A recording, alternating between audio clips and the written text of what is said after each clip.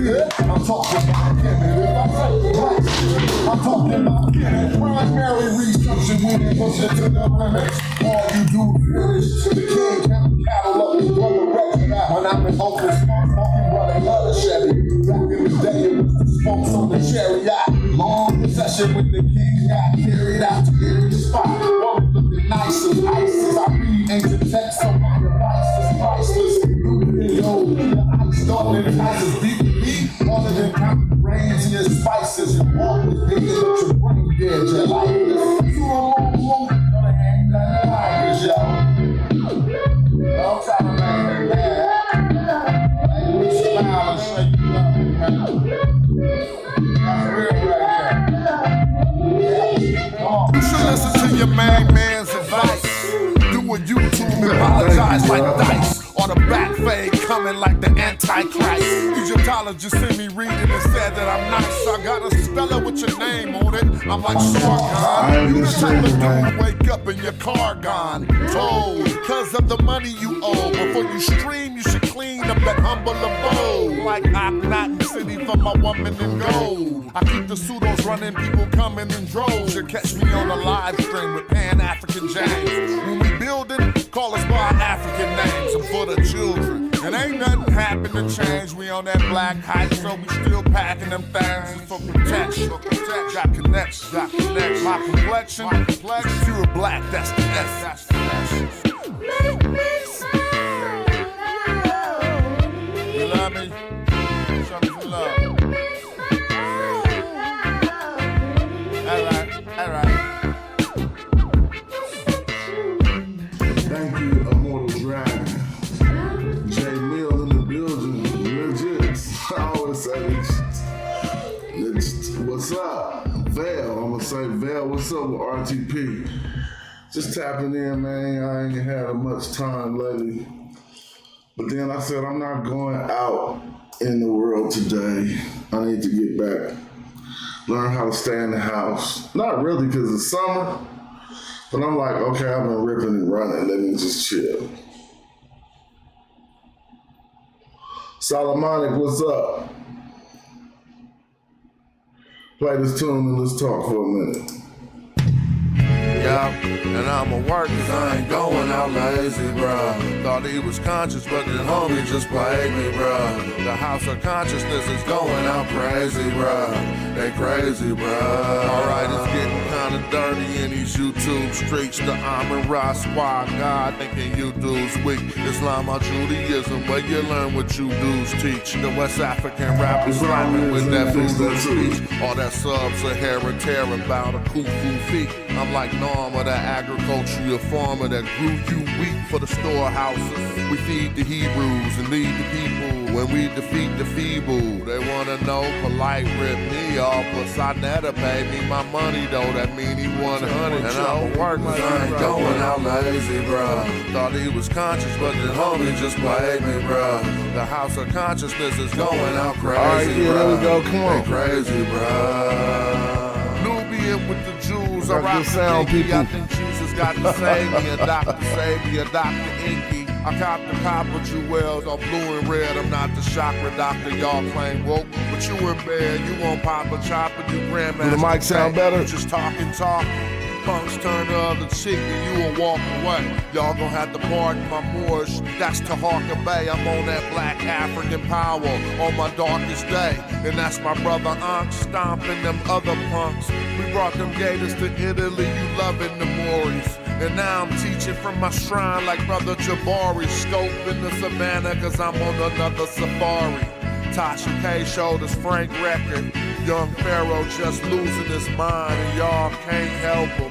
I know one thing, you're a fool if you're still out here donating to Umar school. That shit through.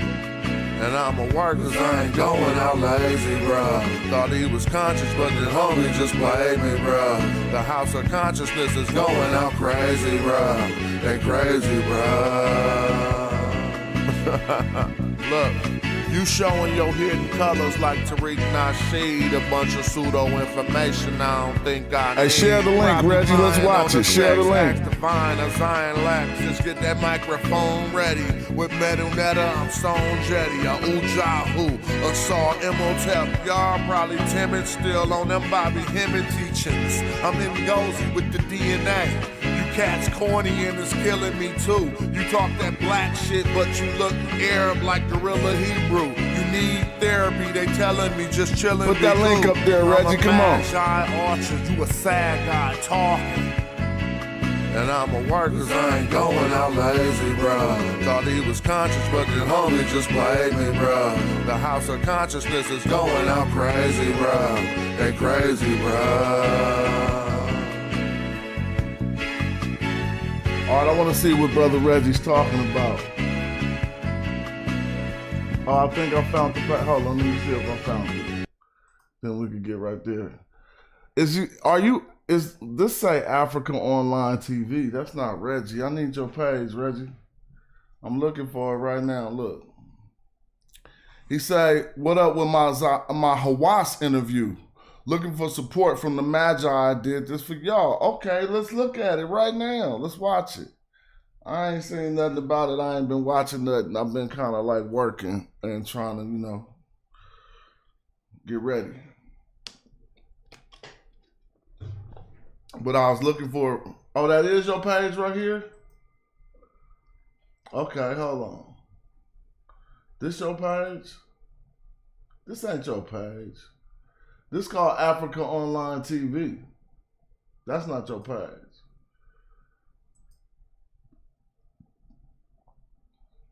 Or is it?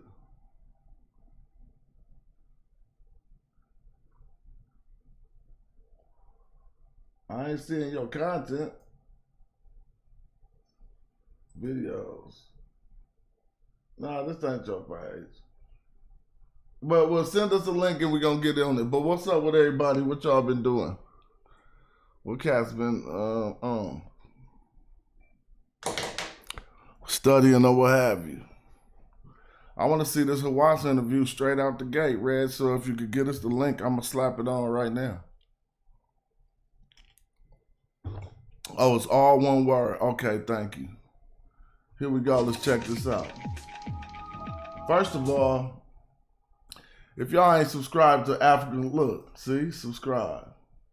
He like, oh, you just subscribed. I don't know how I just subscribed. But anyway, everybody subscribed. That's why I wasn't getting the updates from your channel. And let's see what Brother Reggie then cooked up for us. Oh, this is a good lengthy video, so I might just play some of it and let's see what's going on, if there's any points you want us to go directly to. But I'm willing to just watch this. Come on now, let's go.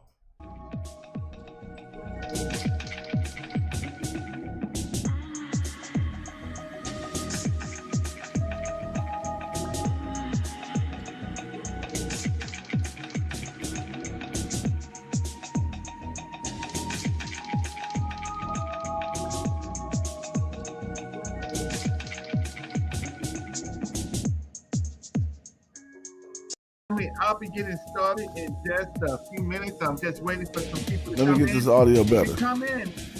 Please like the video and please let me know that you're here so I can shout you out. This is going to be a very interesting show. I'm so excited to be here with y'all tonight. I'm a little exhausted. A lot of different things that's been happening and I am so exhausted. So yes, the initiative. It's go time, right? And then Dr. Hawass, welcome.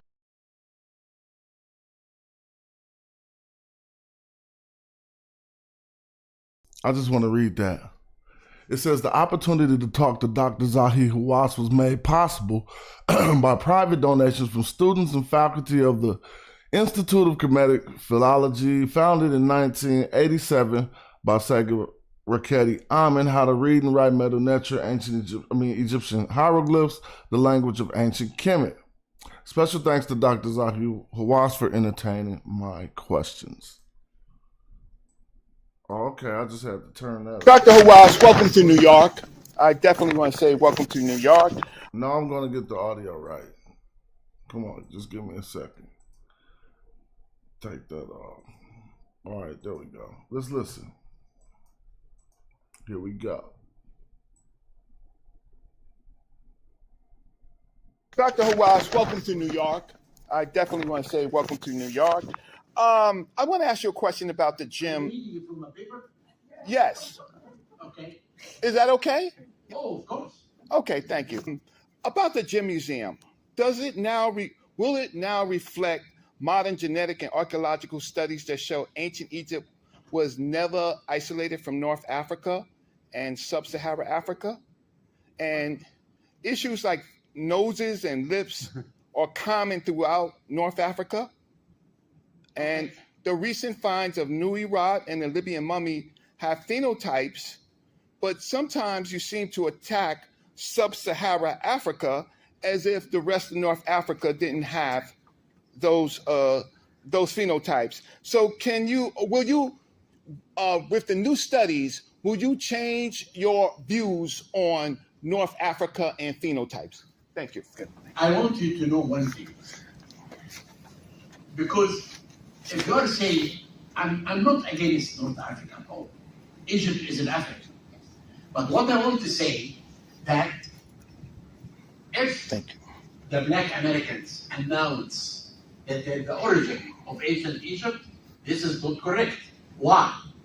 Because the kingdom of Kush, the Black Kingdom, always were under the Egyptian control until 500 BC. Oh, I was waiting for you to say, no, that's not true, but let's go. The kingdom of Kush controlled Egypt for more than 100 years. Means that the kingdom of Kush has nothing to do with the beginning of the Egyptian civilization. Because if you look at the origin of ancient Egypt, there were three theories. One by Sheikh Anta from Singar, who announced the big theory that the Egyptian origin were black. Because he saw some black statues of Ramses II and King Tut. UNESCO made a conference in Paris, and they published a book like this to tell. Oh, now he's lying on the 1974 symposium. He think we don't know this shit? Zahi Hawass, I would have loved to have been there and not dialogue with him, but just drop facts on everybody in the audience who just know he full of shit. Did he just say something about embarrassed at the symposium? Okay, let's listen.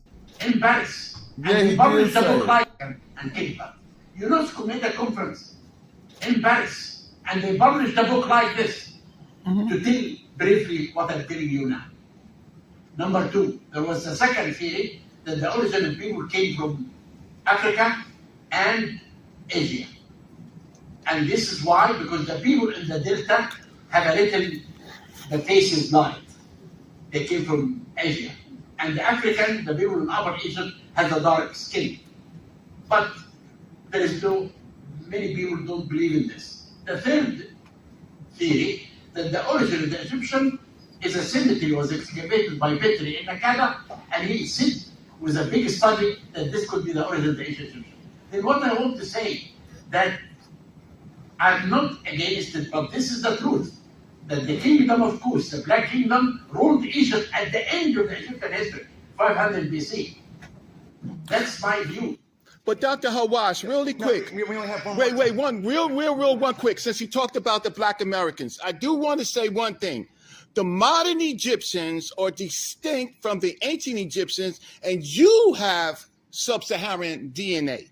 That's what makes you distinct from the ancient Egyptians. But thank you and welcome to New York. Dr. Hawass's assertion in the questioning to me that Egypt consistently controlled Kush until the 25th dynasty is not supported by current scholarship and historical evidence. Archaeological data indicate that for much of antiquity, Kush, identified with major centers such as Kerma, Napata, and later Meroe, was an independent and sometimes rival kingdom, not a perpetual vassal state under Egypt's dominance. During the Kerma period, c. 2500, 1500 BCE, the Kushite kingdom developed a complex society that engaged in trade, diplomacy, and at times military conflict with Egypt, highlighting its independence. Turok, 1998. While Egyptian conquest of parts of Kush did occur during the New Kingdom, c.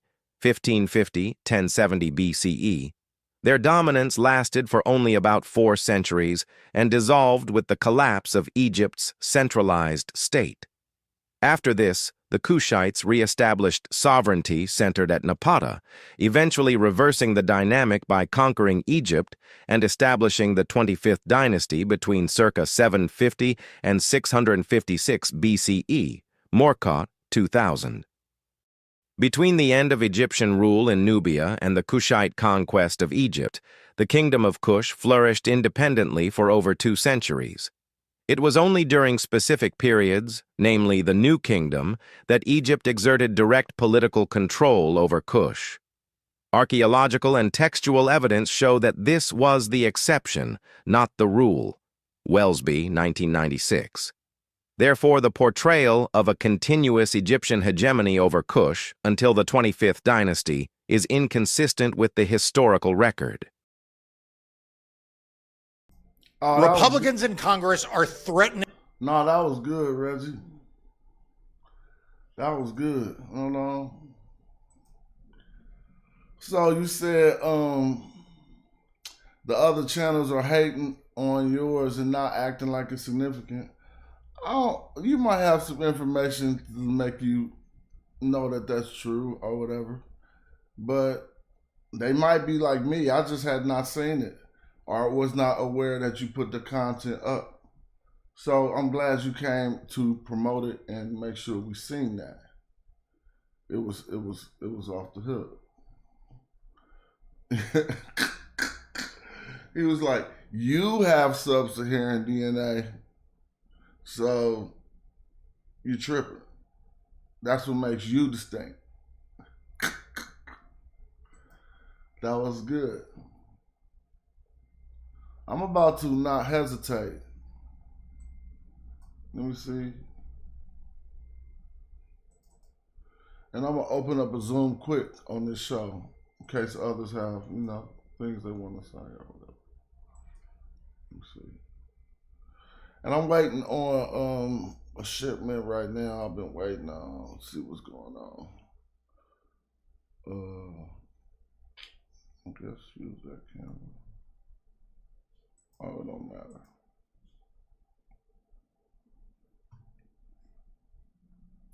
Give me a second. Let me get this going.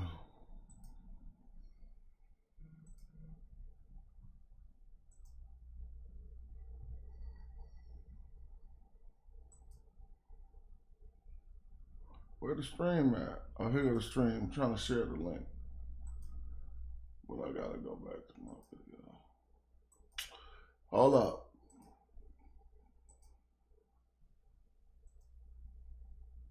All right, here we go. Hit the link. Come holler at me, Reggie. Or anybody. You feel me? It's good. I just pinned the message up. And it is what it is. That was $100,000 room, $750 just to try to talk. Oh damn, $795 just to try to talk to him. Oh, that's what that was? Oh, okay, that's what that was. Oh, okay, dang, he caking up. See, I be thinking like him though, man. Like, how he pulled that off? It was how many people in the room? He probably caked up. All right, hit the link if y'all want to hit the link. If not, I'm just about to get to my normal build, which I didn't have nothing planned, but I'm about to just open up my presentation thing. Let's see what's in there. I've been using a lot of this stuff for business now. I've been like, man, I'm wasting my time. Not wasting my time, but not incorporating a lot of the things that I've learned in the business. So I've been doing that lately, coming up with some tight stuff. We got who is that? Elohi. I keep forgetting. Your mic muted.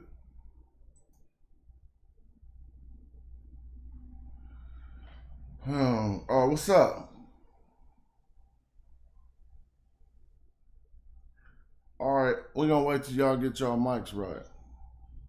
Yeah, Reggie, yours still say joining. There's another person in here. I'm trying to maybe his mic is muted though.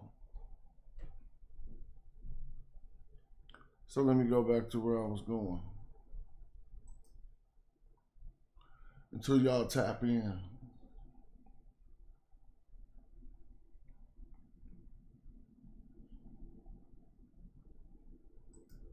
Are you hearing me, Smash? Now I hear you. How are you? Yeah, this is Joey. We're going through some technical problems. So what's up with your Hebrew name? You not hear me? You can't hear me?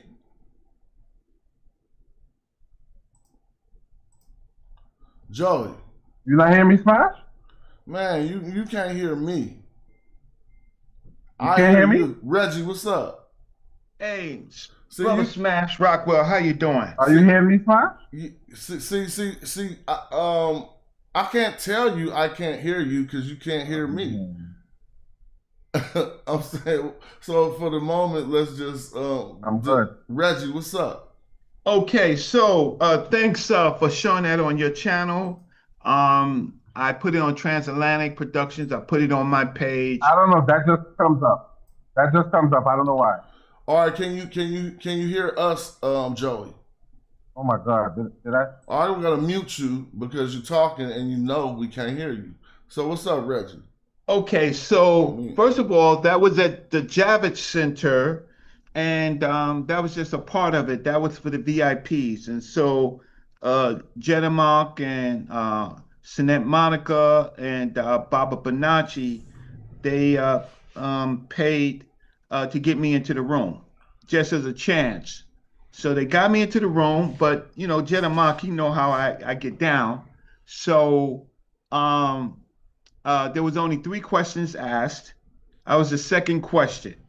And so Hawass's job was just pretty much get the money, sign the books, right? And tell his stories, right? So I asked him about the Gym Museum. Will it be updated with modern science, with all things that's going on? And then I asked him about these phenotypes that he keeps talking about big nose and big lips, and he has a bigger nose and bigger lips than me, and he's trying to make them sub-Saharan, right? But we got all this North African data now to say that the ancient North Africans were much more distinct from the modern North Africans, and so that makes the ancient Egyptians more distinct than the modern Egyptians. Modern Egyptians are related, but they're not. Nevertheless, he attacks Black Americans.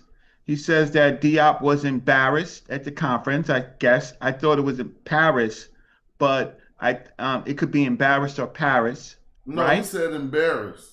Okay, but UNESCO wrote the book, and so it seems like some of these other channels take Dr. Zahi Hawass's line, but Dr. Zahi Hawass doesn't ever seem to be in UNESCO, right? And so he attacked Kush, right? Now I couldn't go back and forth with him because this was a showpiece, right? But he ended up, once he talked about the Black Americans, and I don't know if he recognized that I was a Black American. He might have thought that I was Eritrean, Somalian, or something like that. Then I let him know that you are distinct from the ancient Egyptians. You got sub-Saharan DNA. You're not the original, right? And so that's all that I got. But what I got was I'm one of the only African Americans recorded that ever talked to Dr. Zahi Hawass and didn't let him get through with his type of talk. right? So I pushed back in a very scientific and decisive way that he has sub-Saharan DNA, and so that's on record. He's not the ancient Egyptians, But I right? don't like that angle because you're using their survey, which is a misnomer study that says the ancient Egyptians the modern Egyptian had an influx of sub-Saharan DNA, and the Yes. ancient, but that's not the truth. Oh, well, it's parts of that. Well, I was specifically talking about in that study, the Schuneman report, they used modern Egyptians as a model, right? And they also did that on the Nui Watch study. And they said that the modern Egyptians, they have sub-Saharan DNA. Now, Uh, the Schuneman report on the issue of sub-Saharan DNA, of course, I think they dropped the ball because they didn't use proper studies. And I think we've been over that on a lot on this issue. But the fact of the matter is that the modern population, because of more mobility on the Nile and the trans-Saharan slave trade, they have sub-Saharan DNA. So why are they attacking the sub-Saharan DNA? yeah, That that's good to say, and that makes your stance more clear. But it appeared that you were saying, "Oh, you have sub-Saharan DNA, so you're not ancient Egyptian." Oh, right. So now, Dr. Hawass's group, he claims that the Hawasses came to Egypt in the 1800s from other places of North Africa, but from an Arab group, right? They are related to the ancient Egyptians, but they are distinct from the ancient Egyptians, and that's what the reports say. And the reports also say that the North Africans that are there now are distinct from the older populations, which is called the Maghrebi samples. So the Maghrebi sample says that uh, you could tell the Maghrebi populations from the Levant populations because of cranial and dental morphology, right? Let me They ask didn't you a look. question. I'm not trying Yes. to derail you, but let's remember about this the dental morphology of the Maghrebi population. Is that what you said? Yes. All right, but someone just said something that demands my attention. Cam's Verse just said the video I'm about to drop of Reggie versus Sandro. So tell me, what did I miss? Nothing. I didn't talk to Dr. Sandro Cappucci, but what happened was Dr. Sandro Cappucci made a article in Harvard, uh, basically saying that the emphasis was on hair, not on skin. Wait, when was this? It's published. It's been This published is for about, more recently since we was looking over his work. yeah, it's published about three months ago. Oh, So I would like to see that. Camdiverse stayed on it. So the issue is that Dr. Capocci, uh, how can I say, uh, seemed to have focused on hair. He did mention cattle, but he certainly didn't mention enough about the cattle. Can we pull it up? Uh, yeah, Candyverse could put it in the link. All right, but what about the Maghreb dental morphology? You could continue. Okay, so the Maghrebi populations, these are the I'll just say the ancient populations of North Africa, independent of the Levant groups. So they have different teeth morphology, meaning that they're more archaic. That means that they ate different foods, right? And so they had different teeth structure, thicker enamel, more closer to people who would eat rough foods. The Levant populations are more Eurasian. Their teeth are thinner, less enamel, So their structure, their jaw structure, and all of that would be different. I'm about to look up that article while you talking. So tell me the title of it, and you can continue. What was the title of Sandro's article? Camdyverse, can you put it up? I think he's gonna. I'm just gonna put Kemet. You can continue. I'll try. No, it's not. It's not even Kemet. Oh. It's just say Dr. Sandro Capocicci, Harvard. And so in that regard, Dr. Sandro Capocicci is very good, but he left out a lot of things. Okay, Camdyverse says there it is. So he left out a lot of stuff, and so he seemed to take the safe line. Hold on, let me share this because this is just as. Oh, y'all found the document on here or something? Oh, you can't see what I'm seeing. Let me share it for you. Share. Yeah, he has a journal article. This right here. Hold on. This say Harvard, but it's just his background. It ain't no article. Okay, he sent you the wrong thing. Kevin said there it is. I know it ain't this. Okay, so it's not that. So let me go and see if I can find it. The reason why is because he would make a strong pivot. He would have made a strong pivot if he is going off of people and going towards hair. And so I would want to read that to see if that's what happened. That's exactly what happened. Let's see. Well, he must be just trying to hop that Harvard hoop. Yeah. So it kind of set some of our arguments back. No. I could have a discussion with him. Yeah, that would be wonderful because you can bring in a lot of the things that you talk about, the primary inscriptions, to say where are the primary inscriptions for black hair. Man, come on now. Well, let's go. I mean, I want to see this article. Okay, so we are looking for it right now. All right, somebody just said send Arthur, or here it go. Now let's see. Leave YouTube, go to site.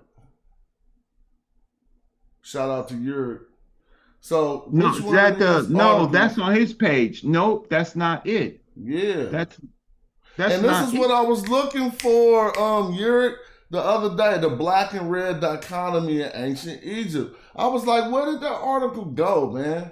But this says March 1st, 2025. No, that's not it. So he must have rewrote that. Yeah.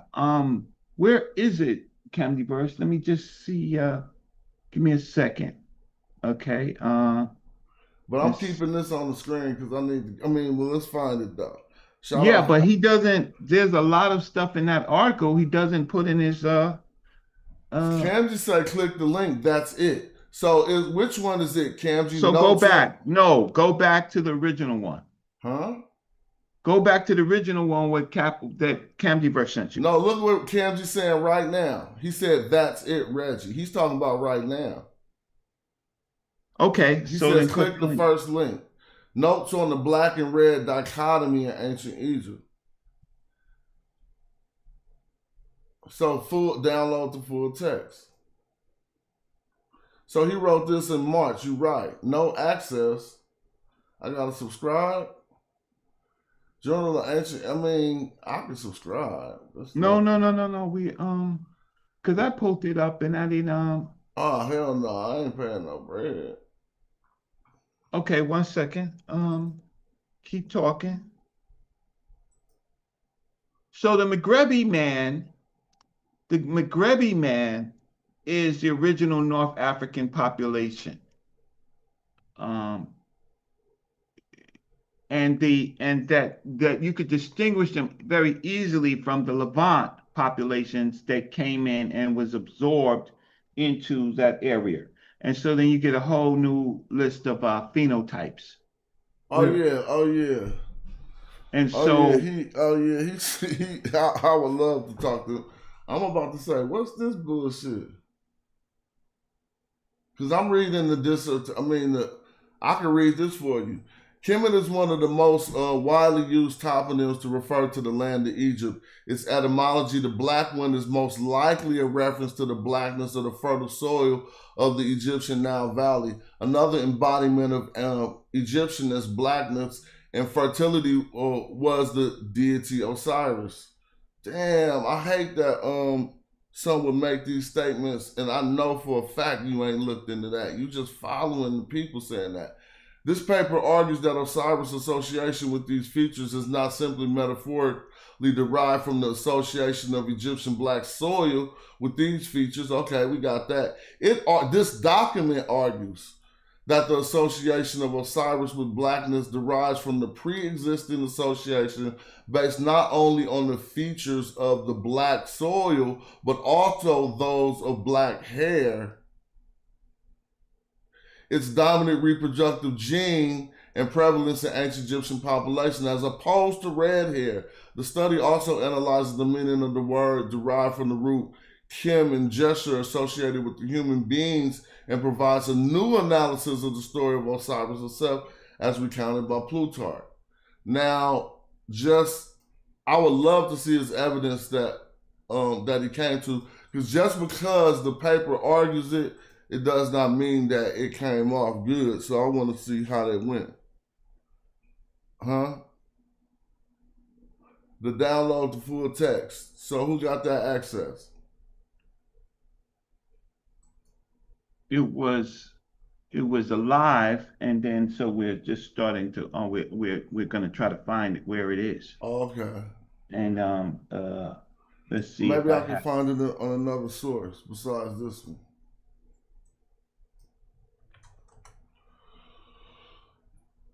Yeah, he's tripping.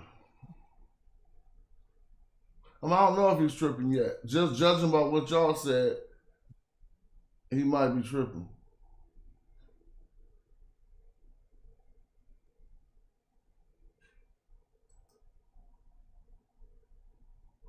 But I mean, I can understand. I can understand like what might be going on right now. But I don't know how that is for what I would call integrity. But I'm not attacking his character. I'm just saying if what I was suspicious of, my suspicions, is that he's trying to hop some Harvard hoops. But I would have to read the document first before I could say any of that stuff.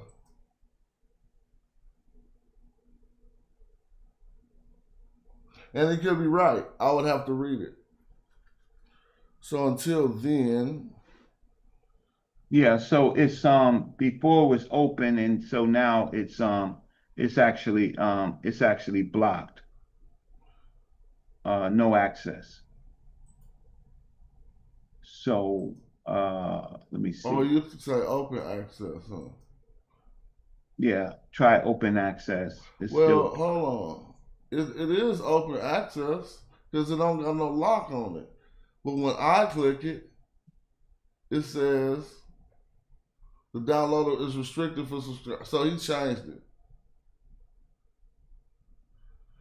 And to become a subscriber, right? So he ain't uses no free subscribers. Look, 160. They tripping. 45. I'm cool.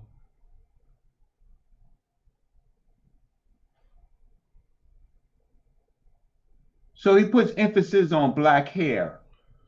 Well, I mean, I want to see his sources and what he uses. Oh, somebody told. All right, I'm about to pull it up. Let me see.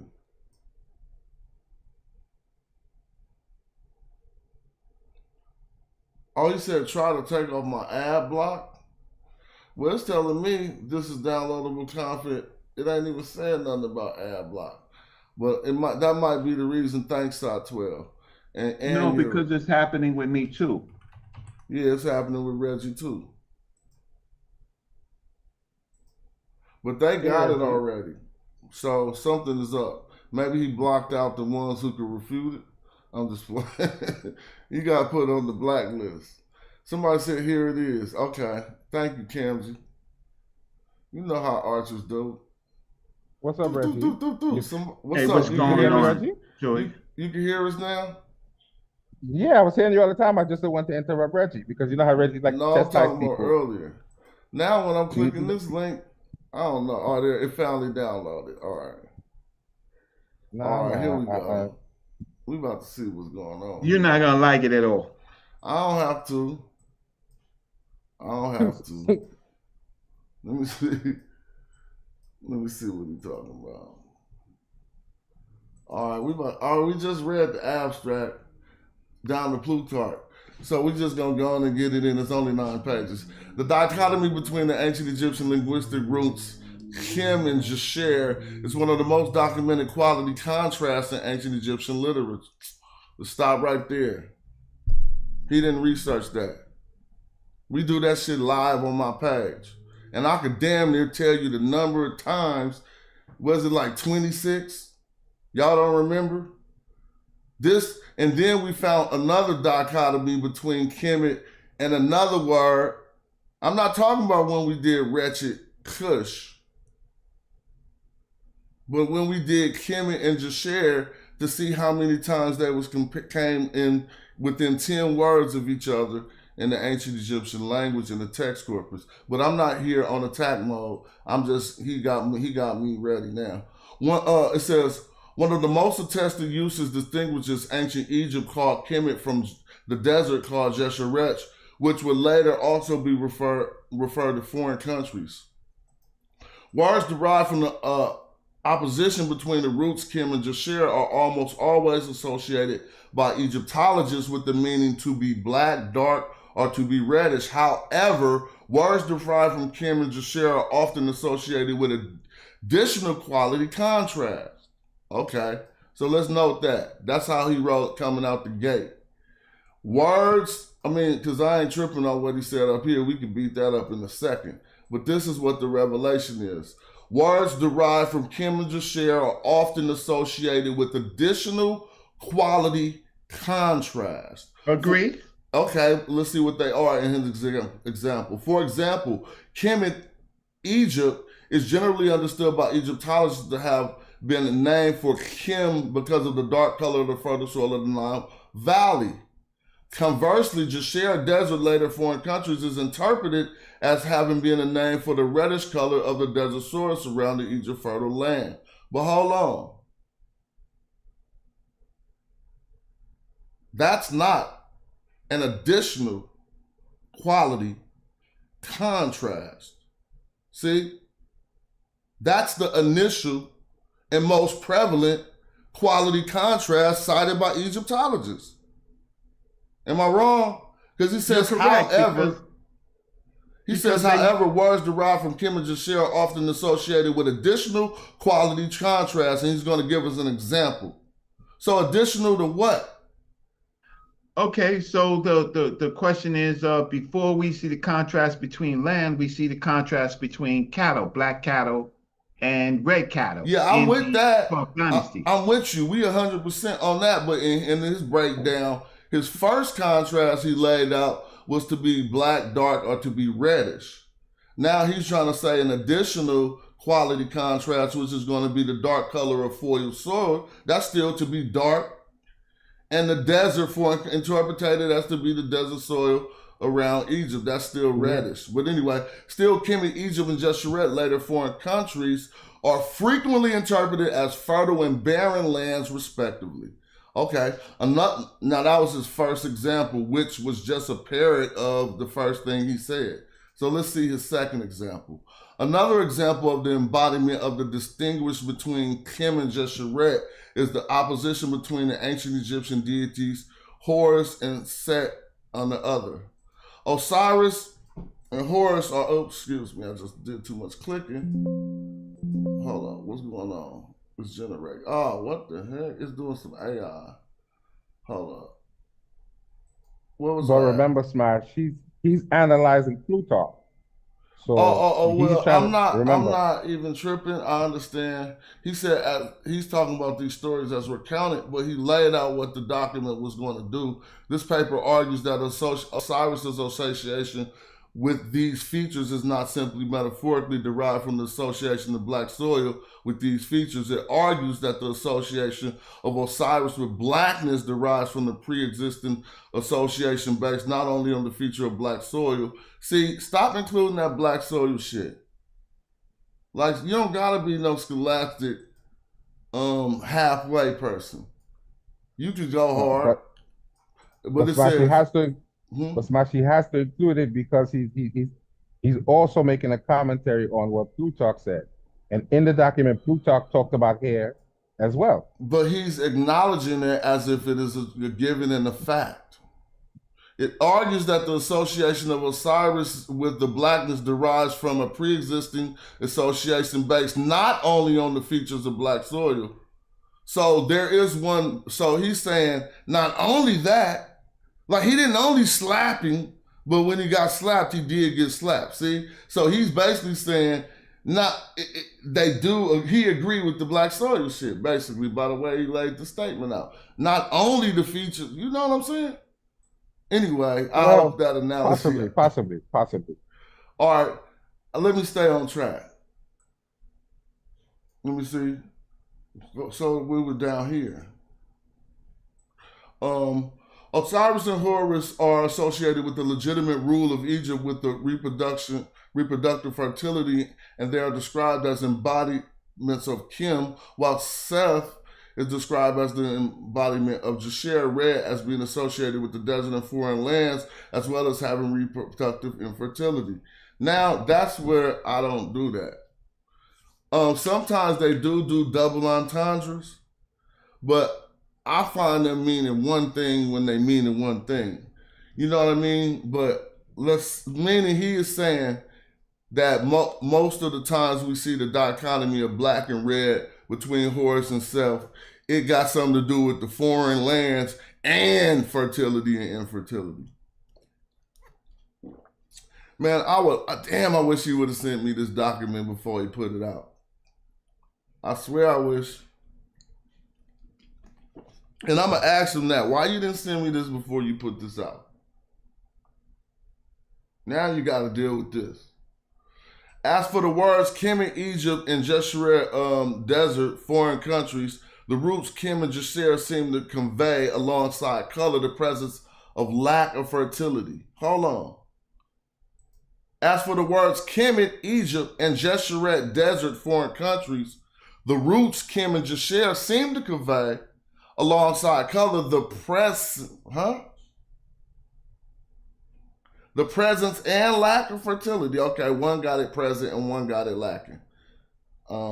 He must have not all the way up. I might have to write something to this. It's only 9 pages.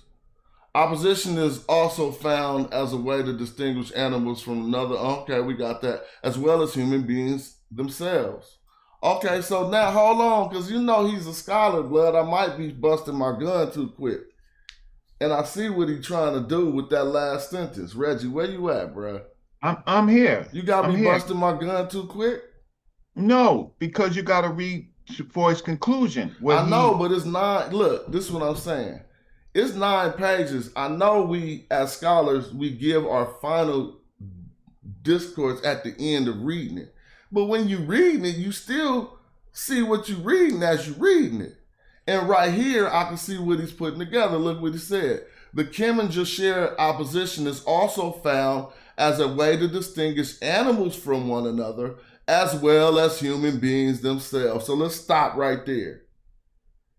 He just hit them with Kim and Jasher is the ways to distinguish human beings from each other. So he was slow walking their ass as far as I'm concerned. Okay. Because well, let me ask you. Besides that fact that he tried to slow walk in, what was really like up here damning or damaging to his previous statements that it might have something to do with the people? He's just saying right here, I'm slow walking, y'all.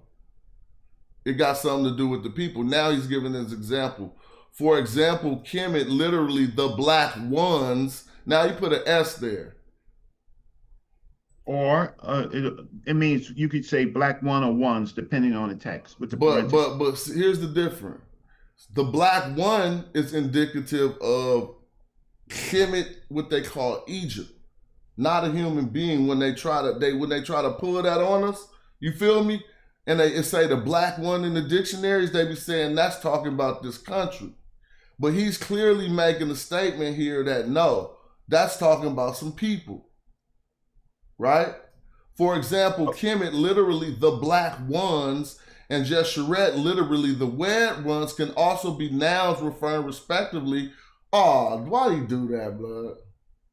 Oh, he gonna keep going to cattle, and later being more associated with the reproductive fertility and high milk yield of the latter. Now, I just was assuming too much good, and then he hit you with the cattle. It says, although those words are realized of the same linguistics wrote Kim and Jasher, the exact meaning of the nouns Kim and Jasher when applied to humans is debated amongst Egyptologists. So he walking them slow. This is 9 pages. He probably don't, yes he do. He do consider me a counterpart, right? But he didn't send this document to me, but he helped me correct my work, right?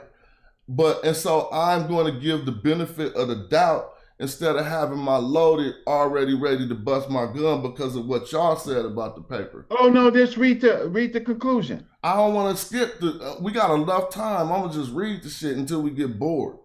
Until it reads, okay, no problem. To the conclusion. But I'm saying just to get to the second page, that's how you gotta play cards in scholarship a little bit, Reggie. Like, I ain't finished reading, and I hope everybody ain't like just saying, finish reading then before you comment. No, we're commenting as we go along. And right now we can clearly see he's starting to make an argument for the people being called Kim and Jasher.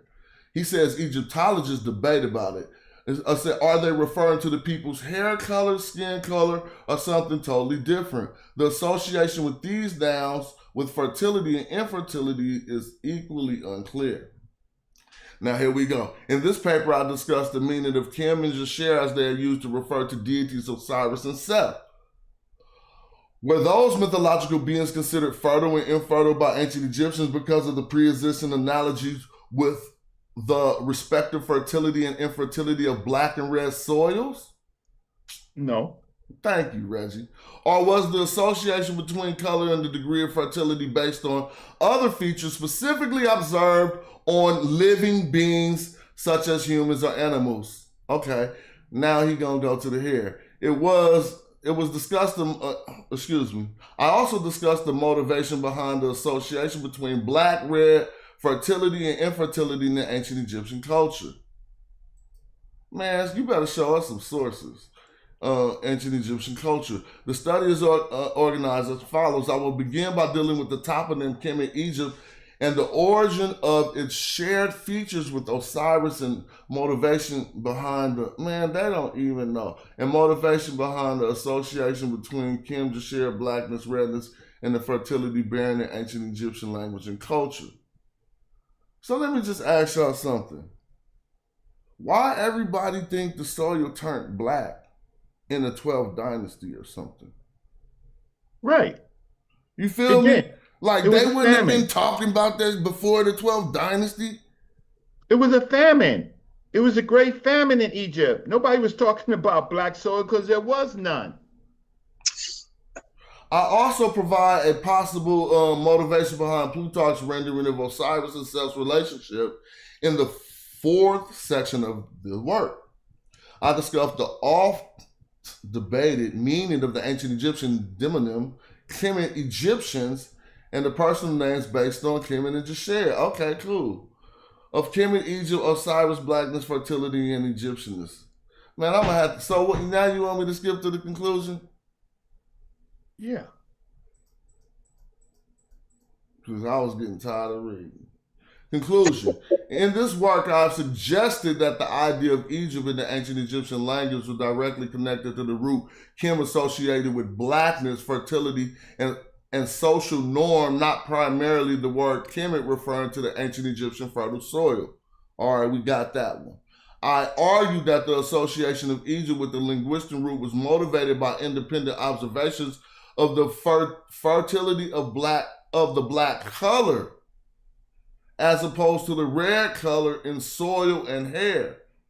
I observed, all right, yeah, that's cool. The observation of the greater fertility of being with black hair in comparison with what the red hair was, I argue, likely based on the effects of the dominant genes of black hair and their recessive nature in human animals. This document is going nowhere. I have suggested that this association of hair color with fertility was probably formed the basis of the explanation of the ancient Egyptian person. Well, I can't skip through it because I gotta go see his evidence. So where is his evidence at? On what page is he giving the sources? Where do we go into the meta? Where is he saying, look, on this document, on that document? Wait. So it was thus hair color rather than skin color that was primarily meant when Egyptians referred to themselves as Kemet, the black ones, black people. I think he's saying it is also included in the description. Sorry, continue. Sorry. He's saying it's also included in the description, but I believe he's basing that on Plutarch because when you read Plutarch, Plutarch starts to babble. Y'all gotta let the man work, though, man. Y'all got me. What is it? Why did you skip it? It was thus hair color. Because you read it, right? And then I tried to read it, and I was reading over you. I said, I'm sorry, I'm gonna let you go. And you read it. But look, you skipping over this or not getting to it yet. However, since red hair people are known to have significantly lighter skin than black hair individuals in communities in which the latter are numerically dominated, it is very likely that the lightness and darkness of skin color was secondarily implied in some of the... Man, it was primarily implied. And that hair color shit, we could talk about it. I'm thinking when he's talking about the hair color, because the glyph for the hair is used when it's used to describe people often. Yeah, I know that, but he taught me a lot about that. And I think that's why he's throwing it in there. He taught me a lot about that too. And what I thought I learned from him about that isn't substantiated by anything he's saying here. No, it sounds like he's quoting Plutarch and giving you the jurisdiction of how Plutarch comes to his conclusions. But he's also giving us a little more when he's saying, don't forget, he distinguished them by their skin color as well. This is also one of the black things. So he's adding those preservatives, but if he's talking about Plutarch, he's basically basing this off of what Plutarch said, as opposed to his own opinion. Well, you might be right, but Reggie, as I read this conclusion, this document, dude, as I read the conclusion, this document, we ain't even finished, and I am going to finish it, Tony. This conclusion is stating that his stance is what his stance previously was. He's just throwing some ice on it. Look, the ideal of self-identification of the ancient Egyptians as black ones / people. Right there. The idea, he said, was probably ignored in modern research because of the apparent racial and thus anachronistic implications of such a concept from the modern Western perspective, and by the inconsistency of such designation applied to ancient Egyptians, but not to their darker skinned ancient Sudanese neighbors. Most probably, so he's basically saying why would they call themselves Kim and not their Sudanese neighbors?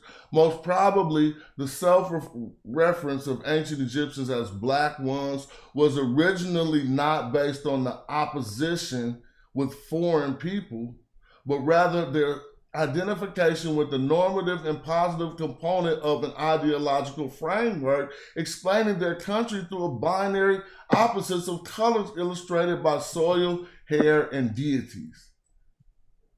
He keep going, soil, hair, and deities. These conclusions are admittedly tentative and would need more evidence to be further considered. They definitely do, and we got some of that evidence, and we can show you right on this show. But first, we need to see what his sources were. Yeah, because we always say Kim the black god.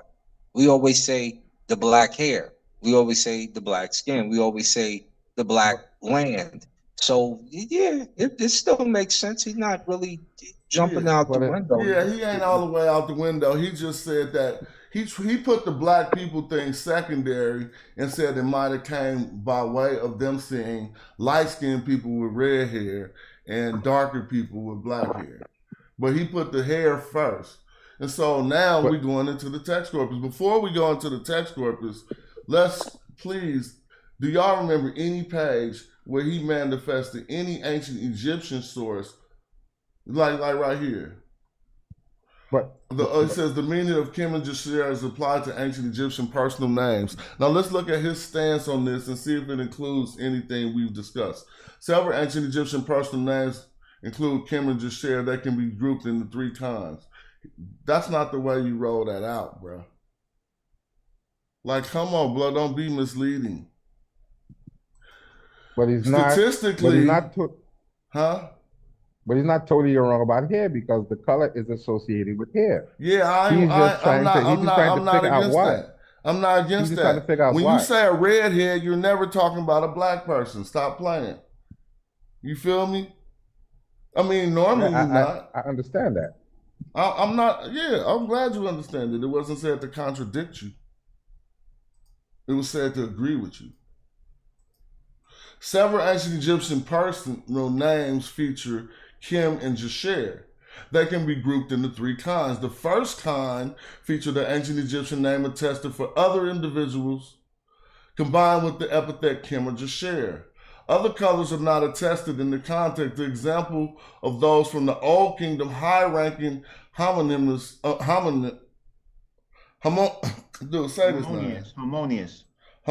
brothers called Knee Happy, and one was called Knee Happy Kim the Black. Damn, bruh. And the other Knee Happy Jasher the Red. The second king of personal names featuring the opposition king. The second kind of personal names featuring the opposition Kim and Jasher is one featuring 0T nominalized of Kim and Jasher. That means it got in agreement with the name of the person's gender. Kim, the black one, being Kemet, and the black one, feminine, Jesheret, the red one, the feminine one. Man, I wish he had footnotes next to all this. We know this what he said to be true, but I just wish he was showing, or he put it down here on Wolfgang Schnickel. It says, there is another kind of personal name featuring Jasher. Jasher Sini means the red hair, the hair is red. Comparable for the absence of the supervisor of black hair, there is no name Kemet Sini, meaning the hair is black. This is probably additional evidence of the unmarked natural black hair when contrasted with to red and the black hair opposed to the red hair ancient. Okay, Wolfgang Schnickel studied the first 2 kinds of names. He says he interpreted them as references to hair color. Man, he tripping. Because how you just go, oh my God. Because this dude did work on color. Wolfgang Schnickel or whatever. Yes. How you say his name? Schnickel. He did work on color. But he didn't do the work on the persons and names of ancient Egypt. And let me see if he cited that work. And he didn't put in too many primaries. Well, he didn't cite that work in this book. Because, let me see. Yeah, Ranker would be before this. So you tripping, bro. I would have loved to talk to you about this. But I ain't mad. Because ultimately his stance is just saying by way of hair they came to the skin color thing. This is where he said, it must be noted that people with red hair have an average significantly lighter skin complexion than black hair, people from the same population. The gene M1CR influences both hair and skin color. The reference to Kim and Jasher may secondarily have been separate reference to the lightness and darkness of skin complexion. He's only allowing that momentarily in his article as a secondary reference and saying, oh, these are the people of black hair. His sources are all secondary. Come on, bro. You got to, come on, dog. Don't let me down. So he's saying the hair was the first reference and then the skin was the second reference. All right, we about to do this. We going into the text corpus. I mean, I would go that if I was the professor, which I'm not, he's the super scholar, double linguist. He still get a B- on that paper. A B-. And I could write my markings on it. We'll discuss them. First of all, he using all secondary sources, but I didn't read it. I just looked at his source material. And I'm not ready to knock, bro, but he knocked me. He be keeping me right. Like, come on. So, here we go. Let's look. But like to hear what you guys have to say. But he's not all the way wrong He's in terms not. of talking about hair and skin color. But the question is the hair secondary to the Man, we about to look at this. Is the hair secondary? That's the question. Man, that Because whole analogy is nonsense if you ask me. About the red hair stuff, how many indigenous ancient people that weren't admixed have red hair? Stop it. Man, right? Exactly. I mean, even with the foreigners, right? They're all depicted with black hair. So we're not even tripping. We about to look at the ancient Egyptian perspective on hair and just see what we're dealing with. Now I'll put a word. I must need to put shinny, right? Y'all can see the dictionary? Yep. Yeah, so I think I need to put, do I need to put a capital? Oh, I'll put a Y. Maybe let me try it with a Y. But I think Smash, we would also understand that the primary reference is not really skin color. It's dealing with a black reality. There's only certain instances you will see the hair glint. What do you mean?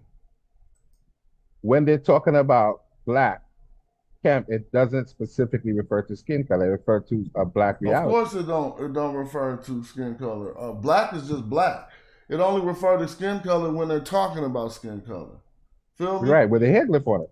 Yeah, they could be talking about black hair, and then it'll be black pods, black hair, black pods, black cattle. Somebody transliterate hair for me. I thought it was S-H-I. I mean S-I-S-S-N-I. Okay. Brother, I think that what is the hair? I'll put a capital S. S-N. I'm just gonna do S-N-Y and try. Nope, that didn't work. I thought it was S-N-I. I'm just going to put S-N. And it'll take us to hair eventually. I mean, it's 38 pages. So if one of y'all could tell me how to transliterate hair, I think it's S-N-I. Sinny. S-N-J. Try S-N-J. Oh, S-N-J. Okay. Let me try S-N-J.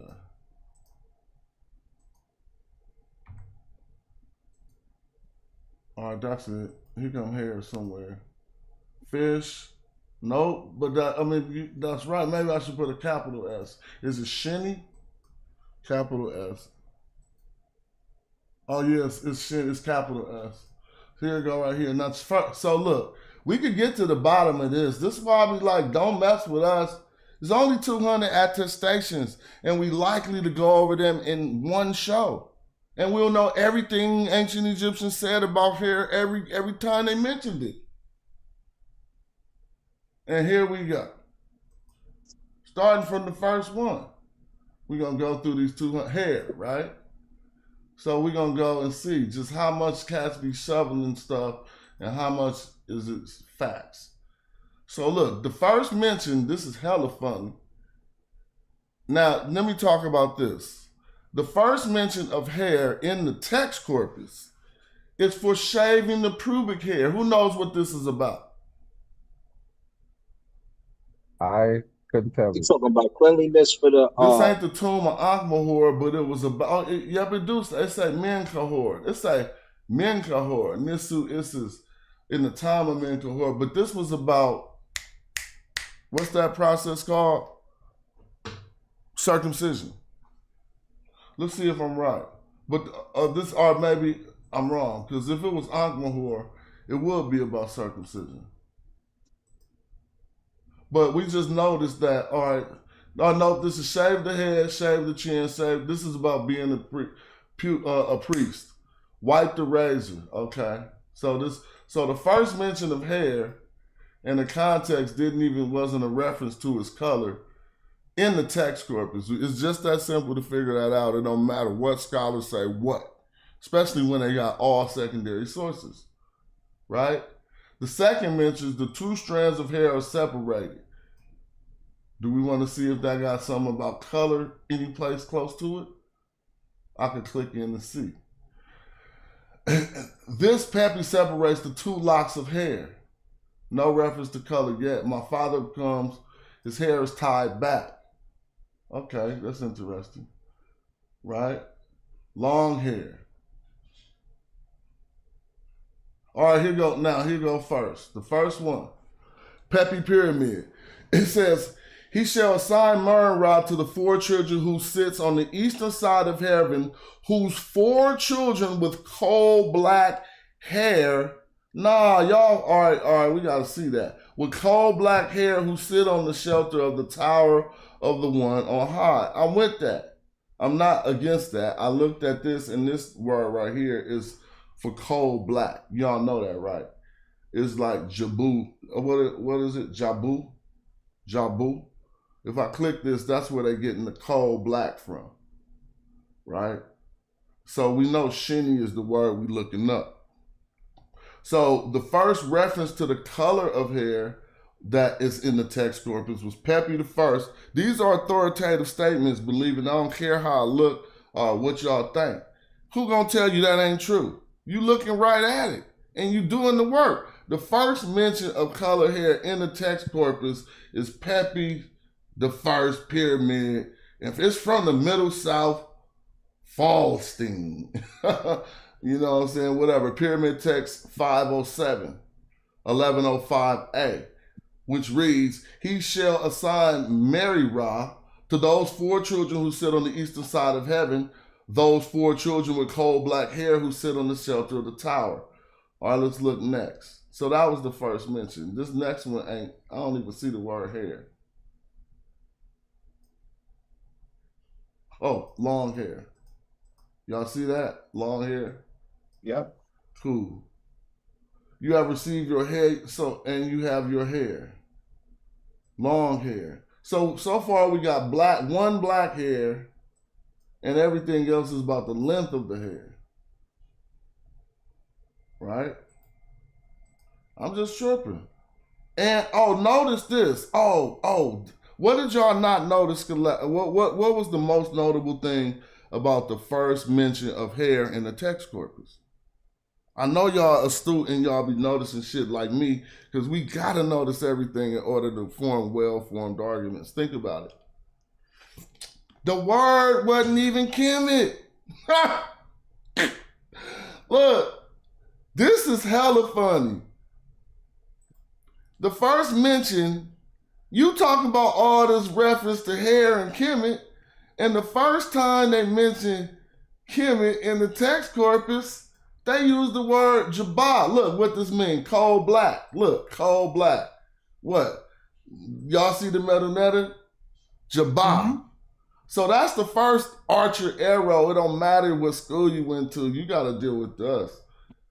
Because I'm telling you, look, that's a dagger. That's not good. So you telling me you wrote this 9 pages and you didn't even say the first time the color of hair was mentioned, it wasn't even with the word Kemet? Anyway, I ain't trying to beat my fam up too much, but you know, he probably watching. You know what I'm saying? Let me see. Giving her terms of long hair. So it's back to long hair. We ain't gonna do all 21 pages. I mean, we can if we want. I will, but live, that might be too much.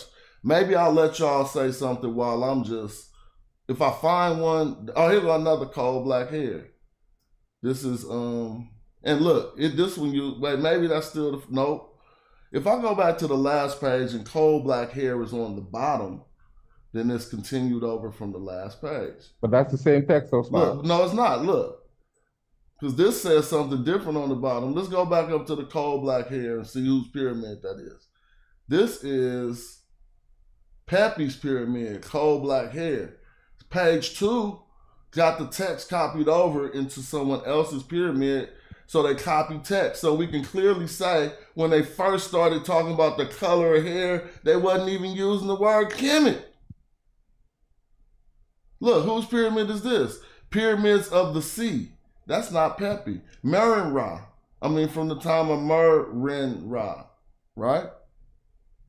Okay, Let's just be clear that every archer got that in the quiver. That the first use to talk about the color of hair in ancient Egypt was the word Jabba. So let's see when this Kemet comes.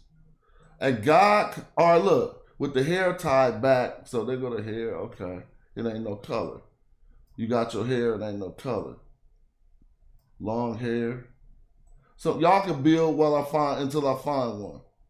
And everybody can see me. I'm just going to highlight the word about hair so people can follow along. But it seems like most of these are primarily pyramid texts. How does that have anything to do with it? No, I'm just making observations. That You most of said them seem but, to be it primarily seems like, pyramid texts. normally when people say but, that's like something, but what? So what if they pyramid text? I don't know. Maybe that's significant, maybe not. All right, here we go. Check this out. My hair, tell me how significant I'm willing to learn. It says, my hair stood on the end. But watch what they say. Her hair, ribbons, braids, or animal hair, they're asking. And the smoothness are because of the smoothness of her skin, literally complexion appearance. They butchered that. We got to go into the Meta Nature because this is the first time we got skin and hair being mentioned in the text corpus in the 12th dynasty, dealing with the shepherd story. I don't know the shepherd story, why they called it that. I had to have read this before. So I think this is when they talking about that girl who looked hella good. And they start talking about her physiology. Maybe this is not that story. So let's see. Yep, she did not have the shape of human. Yeah, okay, this is when they talking about the superwoman. I saw a marriable, sexual, mature woman in it. Yeah, they talking about how thick she was. She did not have the shape of humans. Y'all thought I was playing. He gonna be like, she so bad. But anyway, I knew this story. And yes, listen here, prove the low-lying pastures. I saw a marriable, sexual, mature woman in it. In the swamp. She did not have the shape of humans. My hair stood on end. Her hair was ribbons and braids. And the smoothness of her skin and complexion and her appearance. Let's look over here. Let's do the Meta Nature. I want to take off the, I'm going to screenshot this. If y'all need y'all training wheels, y'all better screenshot it now because we taking off the training wheels. Right? We're going to snip this real quick. So screenshot it so you can... All right, there we go. Now I'm going to put the snip back up. Hold up. Because I need to do this for my own self. It's not like, this is all they had up there. So we do know that the first word we're dealing with is the word for hair, right? Ain't this the shin? But they say, it looked like it says shinui. Yeah. Right? But let's just do this for the people. This is, and we can see the determinative. If anybody remembered the translation, it said, my hair stood up. So this is the hair, and then this is him owning the hair, meaning this is the pronoun for the hair. My hair. So this is like Shini-E, right? Mm-hmm. Now let's look. Y'all, I don't want to do it. Y'all, we could do this together. So y'all know this word. Yeah. So Jed F. So he said. Yeah. My hair. He said. Now what? What's this next one? Let's let Joey knock this down. Ma'ah. But what is it? It means look, not stand. But all right, it looks look or see. But so he's saying I see. Well, what he said, I see my hair. But where's the stand-up part in there? I know, that's what I'm trying to say. Because I don't see no word for... Now, I'm not the best at Meta Nature, but I know stand me is a hot. Well, it's not the next word. Now, let's go check my snip. We're going to check my snip to make sure, to verify for the people that I didn't do that last. A bad snip. Look, we can just do it from here. This is the word hair. We're going to prove it to people. Click it. It says hair, right? So we go back. Now this is the pronoun for me, my hair. So this is my hair. This is, oh, okay. They said this is in Jeff. They said this is, they didn't look at, they put DDF. Right? So before I click what this. What do that mean? No, before I click this, we gotta do the knowledge. I'm gonna blow it up. Right. Now I'm not really, I just want to say first for everybody watching, I'm not familiar with a DDF. That doesn't mean he said, but I can clearly see they put a papyrus roll after the F and not after the J, which is meaning this might really be one word, just like they transliterated. So if this may be for the word for standing, but why would it be? Like, because this means the root of it would mean to speak, and then the F, he speaks. Let's click it. It's gonna say something about standing. See? That can't to be stand on it. So I just learned a word that I didn't know this meant to stand, and it still don't look like it means to stand. But whatever. Yeah, it might. Right. So that's where it says. So it says my hair stand. Yeah, so he says, I see my hair stand. He did say that. It says stand on end. That's their translation. It says stand on end. Stand on end. Let me so see. When you that's what it says. Smash, and when you click it, translate the German real quick so the people could see. Just because I just read it in German. So yeah, stand on end here. You can see that now. Up the flesh. Yeah, it says to stand on end. So what is he saying? He's saying his hair stood up. That's what standing on end. So, but how did they come to that? But you gotta remember, y'all gotta remember, he's seen a girl. You know how a sister make your hair stand if she that bad. Yeah, but how did they Especially come if to she that don't look conclusion? human. I mean, but how did they come to that conclusion? Well, listen. That means stand on end.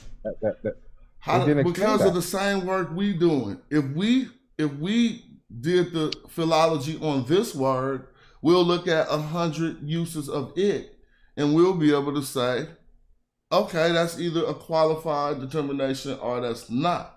But that's how they do the work, by what we're doing. Right now, we're trying to see if he's a qualified linguist, but it seems like it's some holes in his analogy. He ain't mentioned nothing we just said. None of the data that we pulled out, which is relevant to the argument, is even, well, I only looked at his sources. I haven't read the whole document.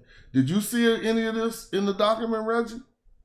No. I'm talking about how the first mention wasn't even the word, Kimmy. No. That's relevant to it, right? Right. He didn't mention it. Oh, he said page 13 is the first one with Kimmy or just sharing it. Thank you. Man, you're going to be doing this. You feel me? Oh, so let me go back. Because we can just skip back. So what time period? We're going to look and see what time period did they watch it. I could guess this is going to be like the 12th dynasty. Watch. Page 13. Damn, can I get to it? Let me see.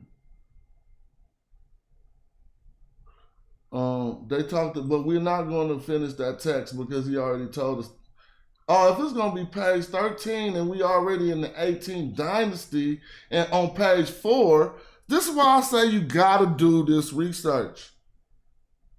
Because you know how many arguments I could build against you if the first time they used Kim and Jasher with hair is going to be after the 18th dynasty, bro? I would say you might not want to write that.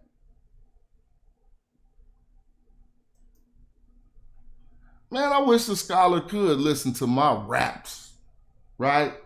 And just tear my raps apart. You feel me? Like, it's just crazy. I wonder how we could do this shit. There's no scholar who's going to be like, oh, he messed up on that bar. There is some shoulda says, but I wonder how we can look at the top of the line, most pristine PhDs and be like, how you doing this? Because we've been doing this shit longer than it takes to get a PhD. I'm sorry. My first video drawing the metal netter now is dated 16 years ago on my YouTube. Yeah. And it took me 4 years to. And we read Medu Neter more. Nah, we read Medu Neter more than the scholars do. Scholars usually write books on points as opposed to spending a lot of time in the Medu Neter after they do their class. No, they on don't it, even know. and they understand how it works. They don't even know that the Kemet with the A1 B1 glyph is in Sin Marset. They'll tell you, is this a real? Did you ask those people? Is this a real drawing or someone made it up? Like, shut your mouth. Man, I'm gonna have to write my brother a letter. Cause I mean, he put the document out public. I didn't get to say what I would have said to him in private. I'm not your peer review. I had him peer review my book. He didn't have me. He don't respect my shit. So let's get it in. You feel me? Let me see. I'm not saying that like with feelings. I'm just saying that like appraising the situation. How could you put that out? Should have, let's kick it. Yeah, chop it up when you put something out. How you put that out? You know you're going to have something to say about it. My bad. Yeah. So I'm looking on page, oh, this is 14. He said 13. I'm sorry. I apologize. Copulates without a PP. He said I skipped it when they was talking about a red man. So let's look. Did he say 13 or 12? Oh. As for the red man. Now slow down. Because there it is right there at the top. But hold on though. It say the red man. I know where Smash is going. Oh man, hold on. Come on, Uric is the man, y'all. I don't just be throwing out props like I don't got no reason to do that shit. This might be finding shit that'll beat the brakes off somebody. I know. Once Smash said the red man, yeah. I know he's gonna double back because we've been looking for. We've been looking for because they try to say that red man. Bro, they say the red man. So hold on. Now check this out, y'all. I'm gonna click into this and guess what? If it says as for the red man, who was he talking about before this? The black man. See. I gotta go see. Now it's substantiated. Because we ain't even tripping off the hair yet. Hold on, look. We ain't even tripped off the hair. He talking about the red man. All right, look. The enemy, literally, the tendons are bent and are the hair area of the border guard. But look, I don't see no. What are they talking about? The hair something. Here go the shitty word. They got this right here. Is the next one Smash? Is the next one? No, this is the next sentence. The line below it. I know, but I'm reading before it. I'm trying to read before it to see how they got to there. Oh, what is saying? Because they was already talking about hair in the line before it. Are bent. The hair area of blank. The border guard. That could have been a Kim right there. You feel me? But anyway, let's keep going. As for the red man, a cloth bandage for his chin, a cloth bandage for his hair of his brows. But it don't say red hair. Here go the hair word. But this do say the red man, so golly. Let's see what let's keep going, because he said it say something about the red hair. I'm just reading the English to make it quicker. I gotta watch the show later. I have to go to a meeting, and this is a real good show. God dang it. Yeah, this show was cracking. Thanks for coming in and giving us your time. I would love you to visit my channel more. You know, do presentations while you telling people to come watch your channel. All right, Brother Reggie. Well, Smash, I have been always on your channel, right? That was my primary channel. So I can't you know, what can I say? And then I had to try to build up my little bit of channel, right? Still not monetized, but close. Word up. Go to 29. Because it's mentioned Shet. And we're going to get more red, I'm assuming. So when he got to the bottom, it let me know clearly he's talking about a person, because he says this lifetime belongs to self. He is a man from the common people, and they talking about this red man, like he drink when he drinks his beer, whatever. But as for the red, and so they just said the shred right there. Where? Yeah. The shred, Iret has. But we was looking for red hair. Nah, but didn't say red hair. Yeah, that's why I say it was talking about Set. I don't know if it might have put it in that because it was talking about red about him. All it says is negative attributes. They're looking at a lot of his negative attributes too. Yeah, it says eyes are red. Okay. But is there a Kim in this story though? In this particular story we're reading right now, it's hella long. It's 32 pages. Yeah, well, the story's probably about. There it is, our bent hair. Huh? Well, the story's about. It says something about our bent hair on 28. Oh, but it. All right, so maybe we have to go back. He said the first mention was on page 13, right? But when we got to page 13, it actually said red man. Can y'all understand what Yurik wrote? It says it don't. That was just the first Jasher or Kim in the search. And it was a red man. Okay. But 28 had bent hair or something about his hair, he said. Yeah, he said it don't say nothing about the hair. That's what he just said, it don't. Okay.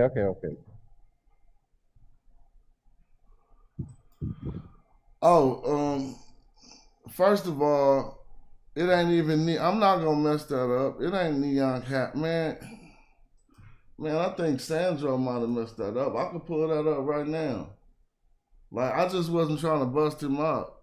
But he messed up the blacks. I know the blacks. I got them. Let's put them up. I gotta go to my screenshot.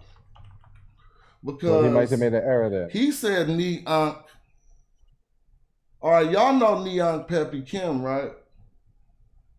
Yes, you spoke about it before when it but he ain't happy, Kim, is he?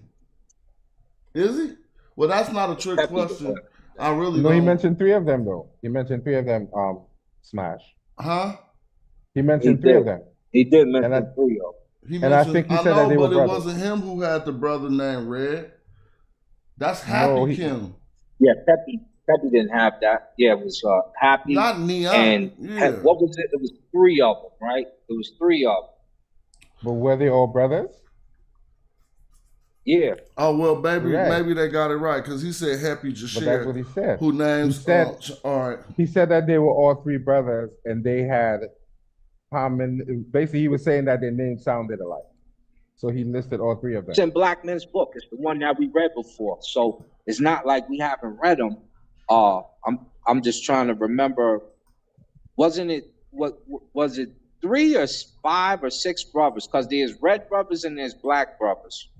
Well, he mentioned 3 in the paper, and he said their names sounded very much alike. So but we talking about where he got the information from, which is out of Blackman's book, which came from that cave, which shows how many brothers there actually are. So if you're gonna say that he's wrong, you gotta look at the primary. So it's in Blackman's book that we pulled it up. Remember when I thought that was the story about the woman who was beautiful? This is actually a 25th dynasty story, right? So she probably was a Nubian, but they talking about how black her hair is. But let's look at this. And Yurik from his research says, did you say this is the first time black hair occurred? Because we stopped at like page number 4 and skipped up because we thought it was on page 13. But I want to read this whole poem to everyone so y'all can say I wasn't making this up. Because just like the other dude arm stood up on his hair when the lady body didn't even look human, man, to me that's just a gesture just like now. Like you'll be like, damn, is she that perfect? You know what I'm saying? He said she looks like a nutcha. That's what he's trying to say. She didn't look like a regular watch, you're right. Watch this. Behudet, the great God, the Lord of heaven, I said Be-DT, excuse me. The great God, the Lord of heaven, the king of upper lower Egypt, Men Keperah, son of Ammon, born of Mut, blah, blah, blah. Wajet, it's not blah, blah, blah, but this is just not the gist of the story. I'm going to get down to it. Here it goes. Courage, lady of Ishheru, right? It says, to your nose, you perfect God. You may live like Ra. Now, you're going to think, you just watch this. King of Upper and Lower Egypt, may you live forever. The lovely princess, Nut princess of Hathor, priestess Mutiris. Now, she must have been bad. It says, the musicians come to her. And what is that word right there? Pitris? Whatever. The musicians come to her, Pitris Mut, the mistress of Isheru, satisfactory, who brings life, duration, and victory to the nose of the son of Ra, Pai, right? Or any. Lovely is the lovely one, the Hathor priestess of Mudiris. I don't know if I'm saying that right. So like he was in love with the priestess there. Watch her. Watch him describe her. The lovely one appeared lovely to the king of Upper and Lower Egypt and Khepera, to whom life is given. She is a princess, or similarly of popularity. So basically, like, dude, they broke this down hella wrong. She is of popularity among men. Dude, she bad. All men know her. Now, let's click this first one. Look, sweetness and charm, right? Now watch how they really say it when we click it. Now this is to know, right? So, oh, they say with. I said rec, R, E. Let me see what my brain did. Oh, my brain had this upside down. This isn't to know, this is core, with. So they said, damn, that made me forget the first one, sorry. Sweetness with the people, right? Riketi. Am I right? Man? Just a man? That ain't Riketi. I'm messing all up. That's Tati, right? Tay. Yeah. So she's sweet to the man, right? Okay. Now, I don't know why they said she is a princess. Yeah, okay. She's sweet to men. Because this is plural. That glyph means men? Well, it's plural. You see the 3 strokes? So, sweet. She's a princess or similar. Yeah. I mean, you know, she bad, bro. That's what they saying. Dudes think she bad. But watch, a lady of charm amongst women. So she's sweet amongst men and she's a lady of charm. But what would you say right here? Neb Maret, right? Yeah. Neb Marut. Nebet Maret. All right, Nebet, you're right. T Thank you. My bad. Nebet, yeah. I just was looking, it wasn't no T. Nebet, you're right. Marut, Kor, Hemet, so amongst women, amongst the wives, right? But doesn't that mean beloved? Well, they said a lady of charm. If you said beloved, that wouldn't be too far off, right? Yeah, beloved, you say that. Like, yeah, she's beloved by women, you know, amongst the women. Now, look, she is a lovely princess, the most beautiful woman, a maiden.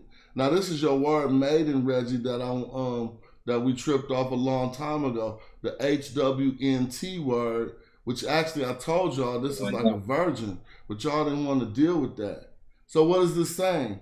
She is a lovely princess, the most beautiful of women, a maiden. She wasn't married already, right? She's not a wife. What is a maiden? Let's read it. It says Fatu Ben Maret. What is a maiden? That's a young woman of marriageable age, correct?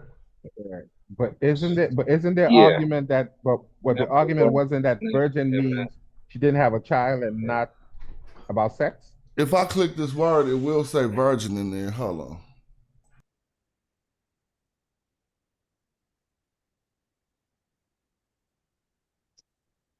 What y'all saying? Hold on, y'all go ahead.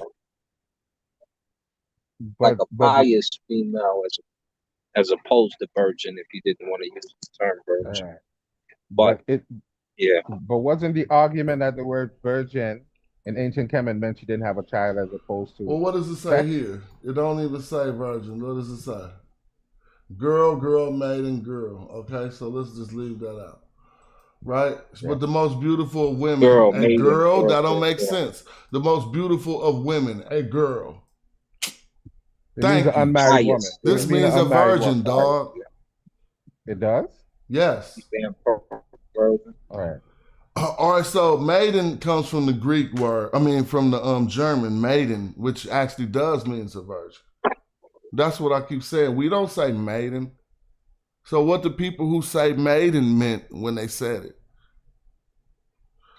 Copy. I guess it All right, meant let me prove it. I guess it, One of the two. Look, it maiden, meant a young DEF. woman. Look, I put It maiden meant a young woman. definition. It don't say virgin nobody's place here? Okay, then I'm wrong. Shit. I think it meant a young woman. It says, I think it'll say Unmarried one. pious, Okay, but I cool. don't think it'll give the virgin. Yeah. But y'all gotta feel me. She is the most beautiful woman. A maiden? Come on, dog. They already said she a woman, so why would they say she a woman again? Well, it either means virgin or unmarried. It either means virgin or unmarried. Yeah, she could be unmarried. But I know it or does both. mean virgin. I Like just don't I want to told go you. through the length to prove it. No, it's a pious woman. Yeah, you pious, which is what they call our set. But virgin is still a struggle in Metametric to find as a word itself. You can put terms together that I'm trying to look for a sentence for the sake of our brother Jabari to say that she's never had sexual intercourse, but I haven't found one. I got one. What? I got one. Oh, wait, did I say what? What he was saying was a text that say what? Say that again. I might be wrong. You never was one like it seemed. That she had no. You said that who had never had sexual intercourse. Oh, that's what I'm looking for. A term in Metametric where it says that about a female. Oh, I got the term. The term is deflowered. I get. Right. But when Brother Jabari used the word, he said the phrase was nen wepet sen, which means her womb was not open. Hold on, yeah, it was one of which you had not been open. But that don't mean the same thing as being deflowered. The one Well, you used was not the correct one. Correct. Because your womb not being open could mean you haven't had kids, which obviously still mean you. But what if you was pregnant and you had sex, but you ain't had the kid yet? Feel me? Yeah, but you ain't a virgin. But not having a child, huh? Right, but not having not having a child does not have to do with sex. No, that means you exactly. Not having a child don't mean you a virgin thing, basically. Well, that means your womb is virgin. Well, no, that don't mean the womb is virgin. Your husband may be trying to get you pregnant and just hasn't done it. So feel me. I saw the womb is virgin, brother. The womb is That's not true, and not even to the ancient Egyptians. They did not have. They didn't have that concept. They didn't have a concept that was different than ours. But let's look at this real quick so we can finish. Then we're gonna finish on that. It says, she's so bad, right? Never was one seen like it. So let's go back to the other text we was reading. When dude said the lady who didn't even look human made his arm stand up. Now, either she really didn't look human and he got scared, or she was so bad he got, chills to talk to her like she just was looking so good. But this dude is clear about it. And who want to break down the grammar of this construct right here? Anybody? It's not that hard.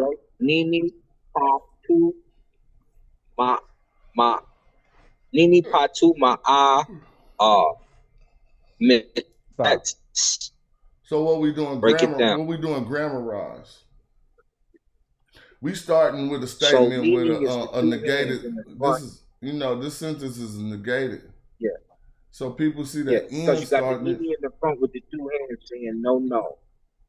Then what is the no to for the pa'atu which is basically like it. Now ma'a they say to have done. Sight. So they say never to have done. Yeah. Yeah. Never seen nothing like it. Yeah, never seen nothing like it. That. So never seen. Has it been? So if this is to be done, they saying it's to be seen. Something in the past. It ain't been one like her. Nobody seen one like her. You ain't seen a woman like this in your life. Yeah. Yeah. And this could even be taken as the her. As everyone will see her right here. Yeah. You feel me? So now watch what he say. Here go our first Kim Seni that I came across. Today we've been completely not, we skipped because we got some information that led us up here. I didn't look through all of the ones. Normally we try to do that. But somebody just told us, look, it happened on this page, so don't waste your time.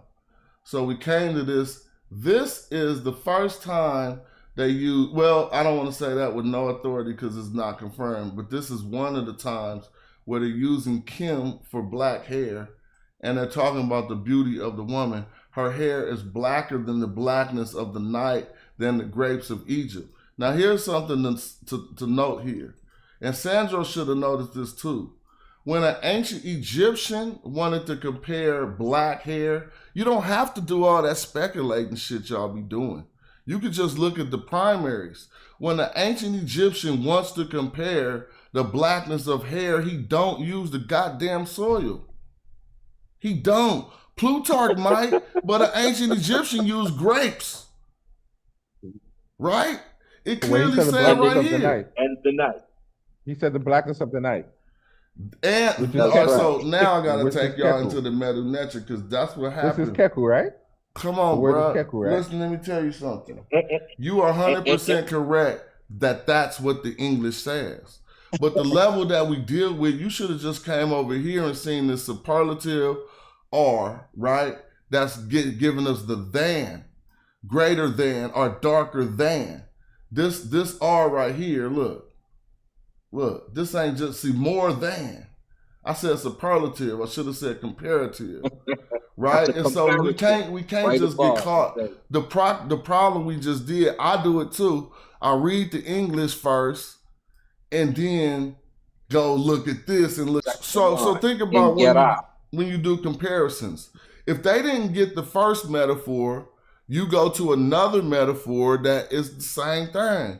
So they like, her hair is blacker than, they also use that same R right here, right? The comparative R. Hair blacker than the blackness belonging to night. And that I said, and that this is, I guess this is the grapes, because I see the that's grapes. Yeah, and Ibu is not. Why now got a T? Now here goes something else. This don't even say the grapes of Egypt. This is really significant. Let me get this off. They got the foot because this is Debu, which is the two banks. No, it's a Jeb. Yeah, well, they got the do here, right? So it is probably implied. He just didn't write the plurality. See? You see what I'm saying? Now when we come down here, we gotta know, and I messed it up. Because I put the Jew, but I didn't put way. Because it's saying two banks. And all of us know, in order to say two things in duality, we have to say way or put a W and an I at the end. You see what I'm saying? Or in that way, yeah. A piece to piece. And so even if they don't write it, if we know they're talking about the two banks, then we know that it says the two banks. So if we go back here, they are just taking liberties and putting Egypt because the two banks is significant to the growth of grapes, right? You got to be by the water and shit. I'm just saying, but it ain't significant to its overall metaphor. Nevertheless, we would be better if we said her black hair, her hair. Now you got to say blacker. That's why they put the R. So here's a trick, and I'm trying to tell you, it might not betray you, because it ain't betrayed me yet. In figuring out this, dude, this is just crazy. The English comparative also uses the sound, dog. So they're saying black in English. But to signify that in ancient Egyptian, they literally put the sound So when I say her hair black it really, dude, it's really written that way in ancient Egyptian, but it's not. I hope people can see what's going on. Basically, when we compare something and we say that the second value or the second thing being compared is greater than, we say right? Dark. This one dark, but this one is dark. So when the second thing is greater than in comparison, we say I know we all get that, right? Yeah. Right. She fat. She fatter. Right. He dumb. So he dumber. So they really put black So, but the ancient Egyptian used the same sound, right? But it's for comparisons, and the one behind it. Well, let's see if that's true. The one for me, it says that it clearly shows that language and writing came out of Africa. But I don't want no one to confuse what I'm saying, because that's not even linguistics what I'm talking about. That's just something to remember the use of the comparative R. You see what I'm saying? It's not, there's no linguistics basics to what I said. It's only for the student of Medu Neter to remember that when you come to this R sound, they could be saying something is greater than something else. You see what I'm saying? Yeah, but I don't think it's a coincidence, though. Yeah, I would have, someone would have to research that, because it's just crazy to me how that be happening. Can I make a quick statement and ask a question real quick? I've been waiting for a second. I'm on 7%. I'm at work. Oh, peace to Cap. I forgot. I seen a name that I didn't know who it was. Come in here. What's up with you? See, so now when we was on Unk's show the other day, he was trying to say that it's anachronistic, basically, to call any of the ancient Egyptians black, right? Because they didn't have that term. Well, I argue against it. They did have that term, because they called themselves Kemetu. So if I'm not using the modern day term of black, if I'm using their term, then it's not anachronistic, and I can most definitely call them black. Well, you won that. Right? You won that discourse. I mean, right? It seems from what you just told me, you prevailed in that discourse. Of course, right? So it would not be an anachronism. They got a word for the darkest hue in their own language. Right. So then he tried to say that what he was saying,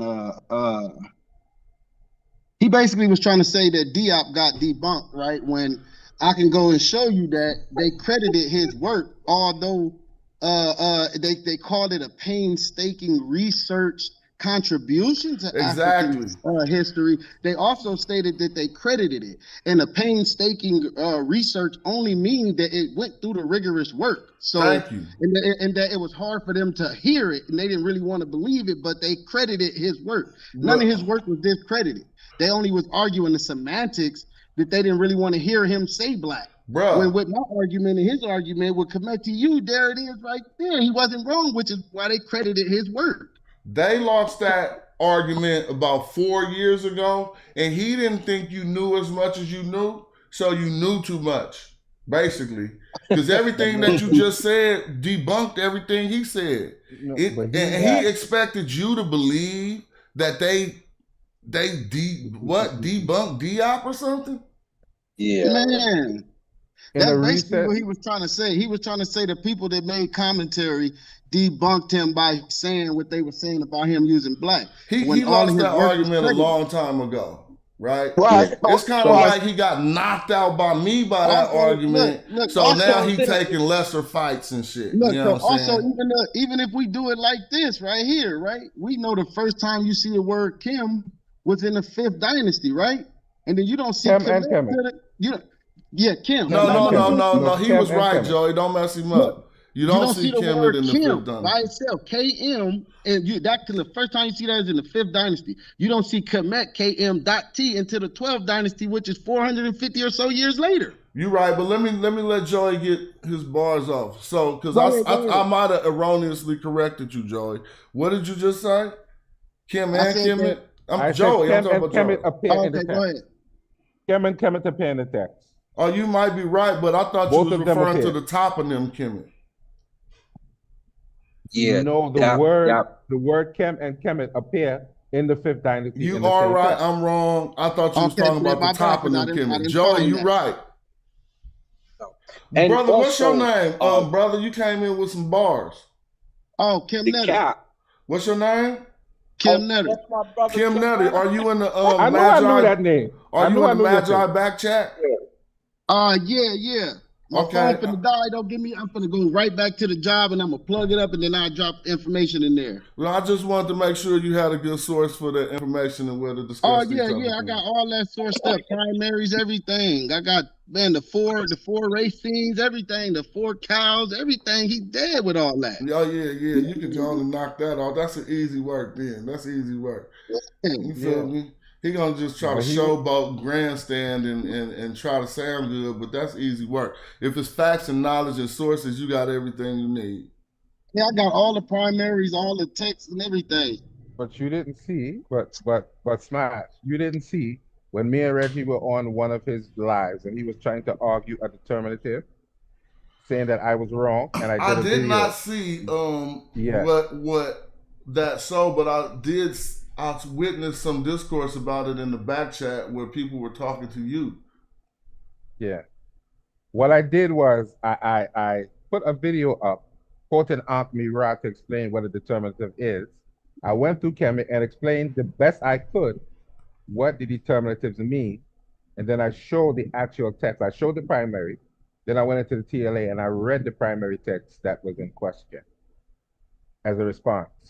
So I think I did. Here's the question. I think I did the best I could have done. What did anybody in the crew or whatever? Why were you getting disagreements? Well, apparently, Jedam Ankh is one who is very hard on me, and he doesn't want me to make attempts.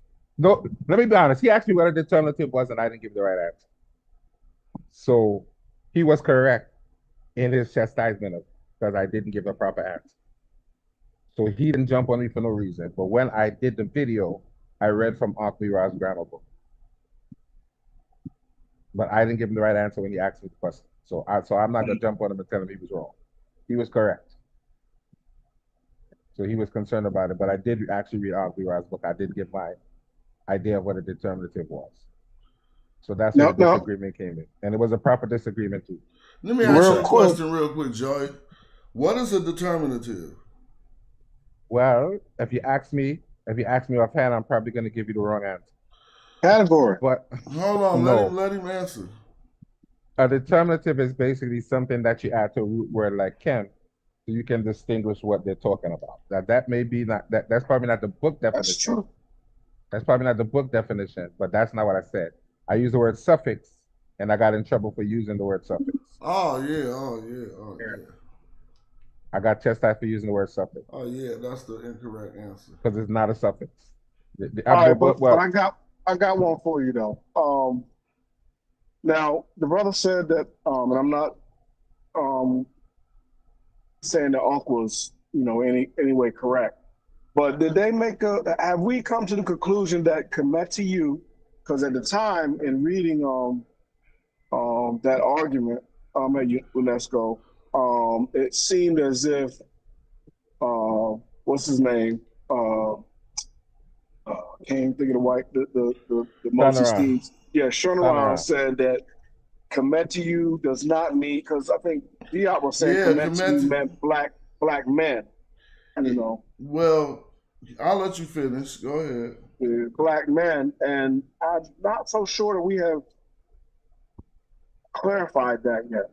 So, I mean, I have in my argument at a moment, black man? At a moment when Diop was arguing, he did not say Kemetu meant black people.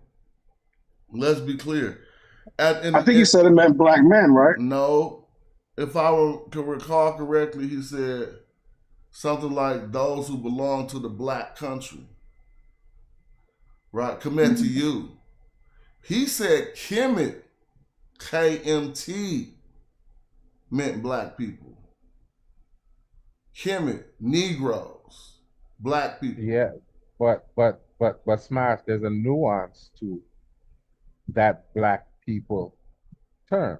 It did not that doesn't specifically refer to skin color, which is something. But wait.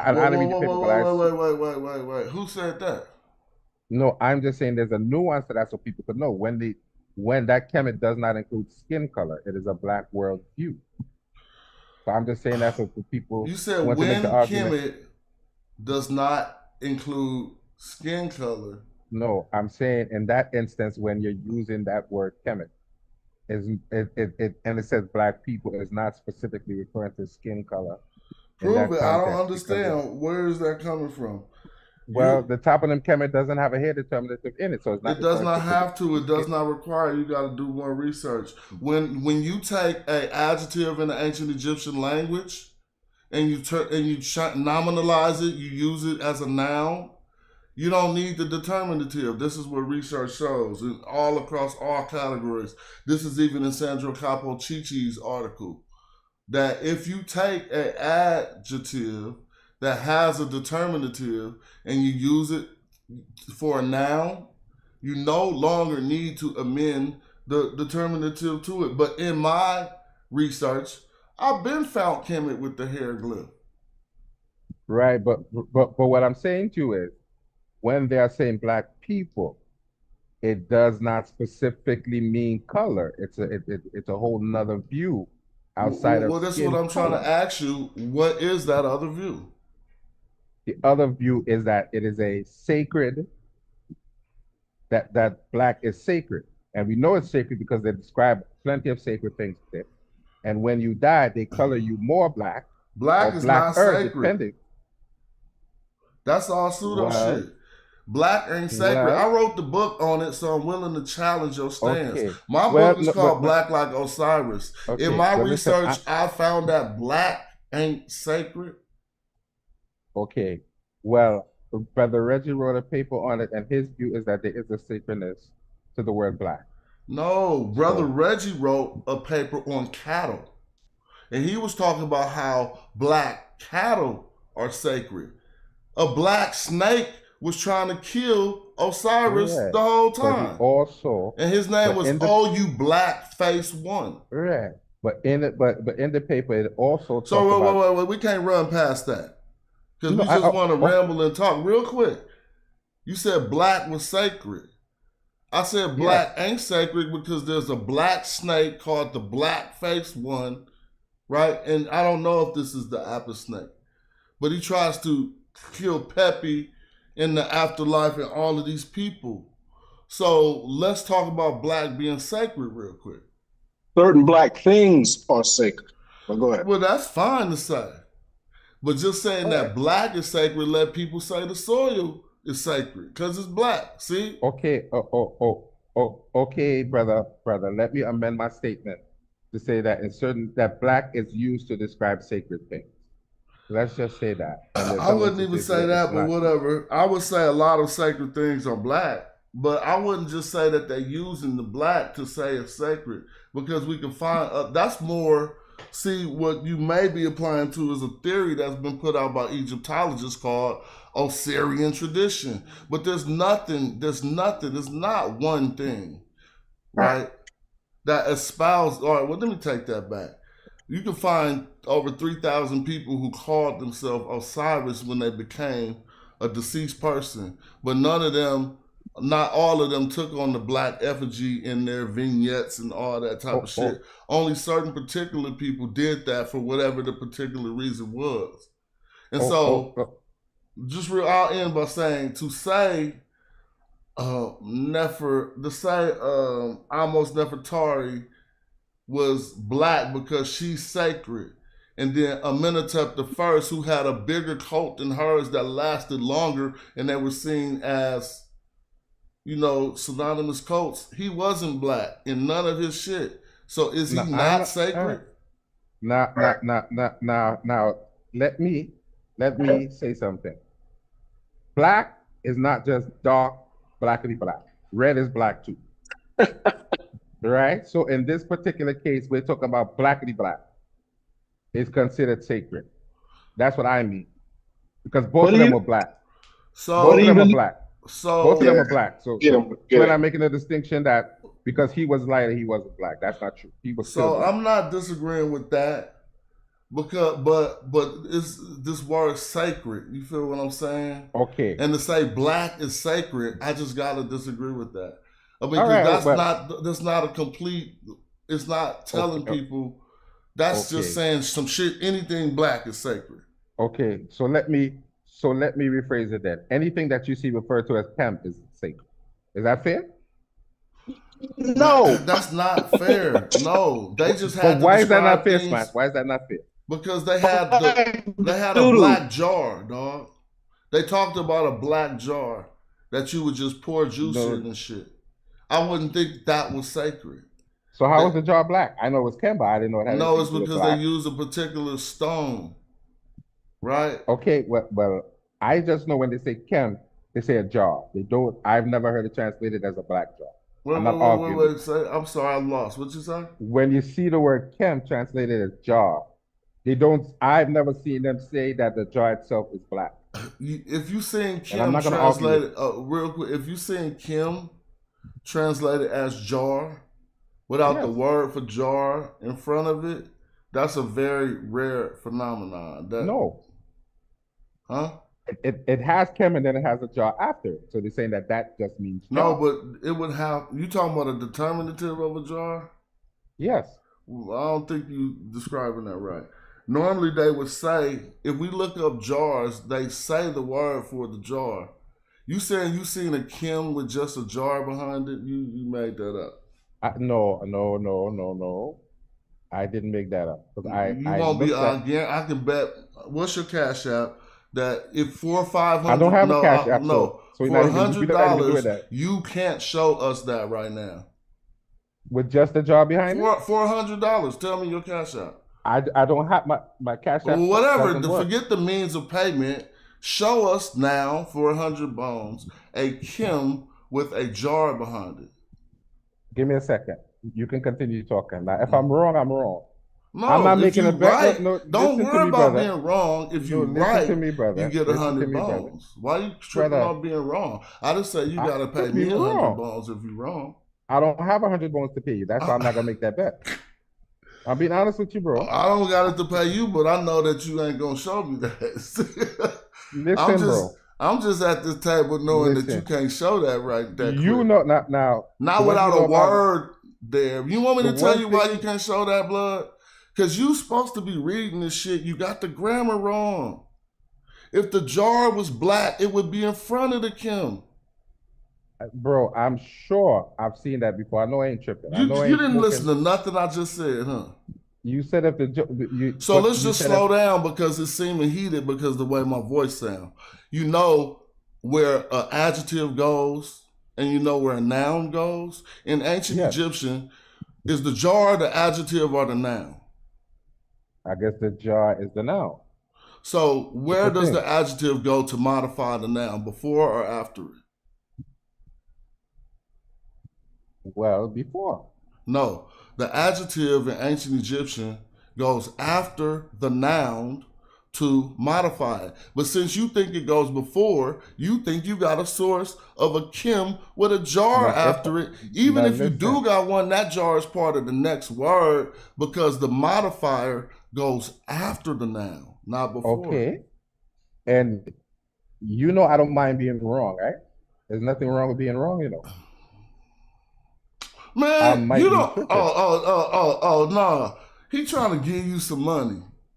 There's a Kim with a new jar. It doesn't. Listen, I can't accept the money, and I can't give you money anyway. So the bet. I said, Chris, I'm having fun. Have more fun while we do our discourse debate. But I can't Chris accept said anyway. there's a Kim with the new jar. Well, I know I ain't tripping. I know there's a Kim with some kind of jar behind it. Don't make it sound like I'm just making up something. My bet was not that Chris couldn't show it. My bet was that you couldn't show it. I'm looking for it because I know I saw it. I'm just trying to stay at the poker table, right? Don't do that to me, Smash, because I'm sure I could show it. If I'm misreading it, then you're gonna show me I'm misreading it. But I know I'm not totally off in what I'm saying because I saw it before, and I know I'm not crazy. Yeah, you ain't getting none of his 100, Chris. You can't get 50. Chris like, hey, give me 50, bro. You will not have one. Hey, now, Chris can take the whole 100 because I can't get it anyway. Hold on. I can't get it, so it doesn't matter. You wasn't going to show it. Now you got me going to the dictionary for you. No, I am going through the dictionary. You have to go to the dictionary for me, brother. I'm going into the dictionary. No, I'm saying to show it on the TV show that we doing. This is like a show. There's also people watching. I'm going through it now to look right? for it. Now hold on. I'm gonna go through the Kims, and when you find the one with the bow, look. Did you do it already? See, y'all, man, I gotta slow this down. So, what you talking about a Kim with a bow is different than what you was trying to say, right? Now let's go right here. You see this black granite real quick. You see how the granite is first and then the modifier is behind it? That's what we talking about. But somebody's trying to qualify a Kim with the bow that don't fit into this analysis. Now, I'm astute enough to point that out, right? And so I'm going to do so. Peep gang, this is a situation you see two words, right? What you're not going to see is that same shit happening when we come to the Kim with the bow. Watch this, if it's there. Now we got the Anir word, and you see the stone under it that let us know they're talking about granite first. Then the Kim comes after. So if you got the Kim with the bow, that bow got to be a determinative, and it's still back to, it's not a word for a black bowl. It's not a word for a black bowl. I didn't say the bowl was black. No, that's what we started talking about. I always remember my arguments. That's what we started. That's how we started the discourse. You said the jar. The jar. Yeah, I exactly. said there's a word for Kim that means jar. I didn't say the jar was black. That's what I said. Huh? I said there's a word for Kim that is translated as jar. I didn't say the jar was black. I never said that stuff. And if I'm wrong, I'm gonna be wrong, but I never said the jar was black, bro. I never said that. You might have, all right, but that just confused me. If you saying you didn't say the jar was black, I mean, I said it said the word. It said it means jar. Not black jar. Hold on, we got King J trying to come turn up real quick. So I know I ain't tripping. King J about to come turn. Hold on. I know I ain't tripping. Well, you didn't show it, so you could have easily won. If I was you, I would have asked Chris for a source. No, I was looking through exactly. But it's taking very long. This is what happened. Yurik is just like me. This is what happened. I'm going to tell you exactly what happened. You said if Kim is there, it's sacred. And I said no, because you can find Kim on a black jar. That's not what I said. I said Kim, that first. I said Kim means sacred. But you started saying that the jar was after the Kim. And that's when we started separating. Because I was like, no, they're going to describe the word. You telling me it don't matter. It don't matter. Kim word? It don't matter. You ain't showed the Kim with the jar, so I'm right. I didn't. That don't mean it don't exist, but I just said I don't think you can show it. So I'm going to look for it for you. I'm looking for it for you right now. All right. Because I didn't want people to think I'm just making up something, because I know I saw it somewhere. Well, I'm going through all the entries of Kim in this dictionary, which won't mean it doesn't exist if we don't find it. But so far, I ain't seen no damn Kim with no jar. Look. And I'm trying to think. No, Chris might be playing with me. That's not it. Oh, no. Oh, my God. I'm about to go hard on y'all, blood. Now, let me not do that. Hold on, Chris. You messed up. You did an old school Ashra Kwesi. Now, y'all remember when Ashra Kwesi used to say Kim and New? That was the Kim with the new bow. See? I'm about to show y'all. Hold on. Right, so I know I'm not wrong. Hold on. That boat. You know you're not wrong, but we have not seen it on the screen yet, good brother. But you know I'm not wrong either, Smile. It's only 39 Kims in this dictionary. Right, one with a bowl ain't popped up yet. I'm not saying it don't exist. I said you can't show it. Right. All right. Well, let me keep going through my entries and see if I can find it. Blood, I'm almost at number 26. And we got Well, to I'm using go a to different 39. Now, dictionary. do you want to concede? I'm using a different dictionary, yeah? This dictionary is Faulkner, basically. And a Well, bunch of other ones. This is more than one dictionary. Well, I ain't know seen a I Kim saw with a it. new bowl yet, bro. This is now you got six Nah, more man. to go. Nah, man. Do you want to pull? Like do you want to withdraw? Look, none of these have a bowl. Listen, here's what I'm gonna do. Smash. I'm gonna matter of fact, Smash. Why don't go to my video? If you go to my video, look, it's on the video. This what you talking about, man? Golly. But it's there. No, Make stop. it like I'm tripping. Stop. This whole time we've been talking about a word Kim, which means black. See?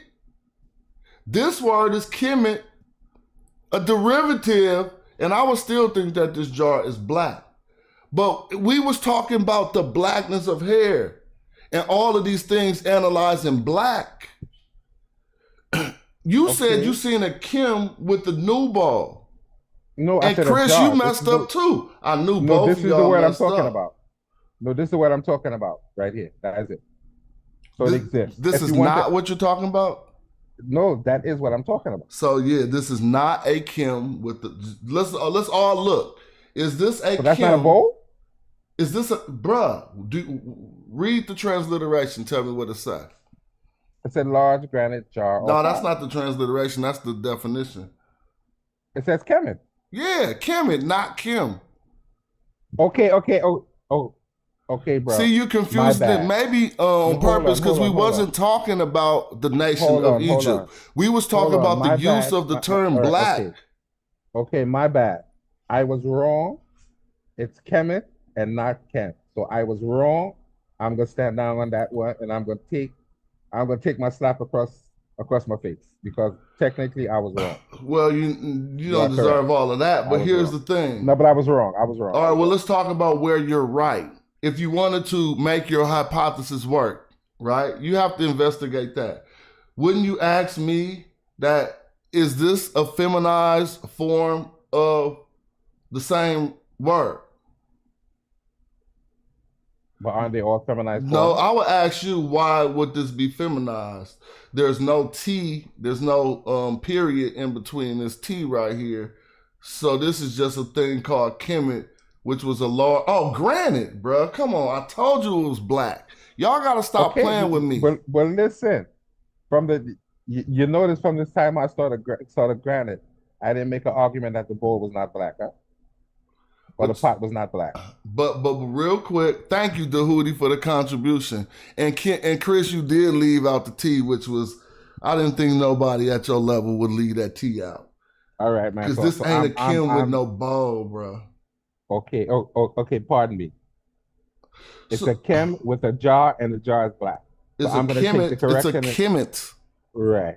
So next time I quote it, I will say Kemet. And you'll be 100% correct. And a Kemet and a jar. If you said that, you'd be correct. But why is this jar called Kemet?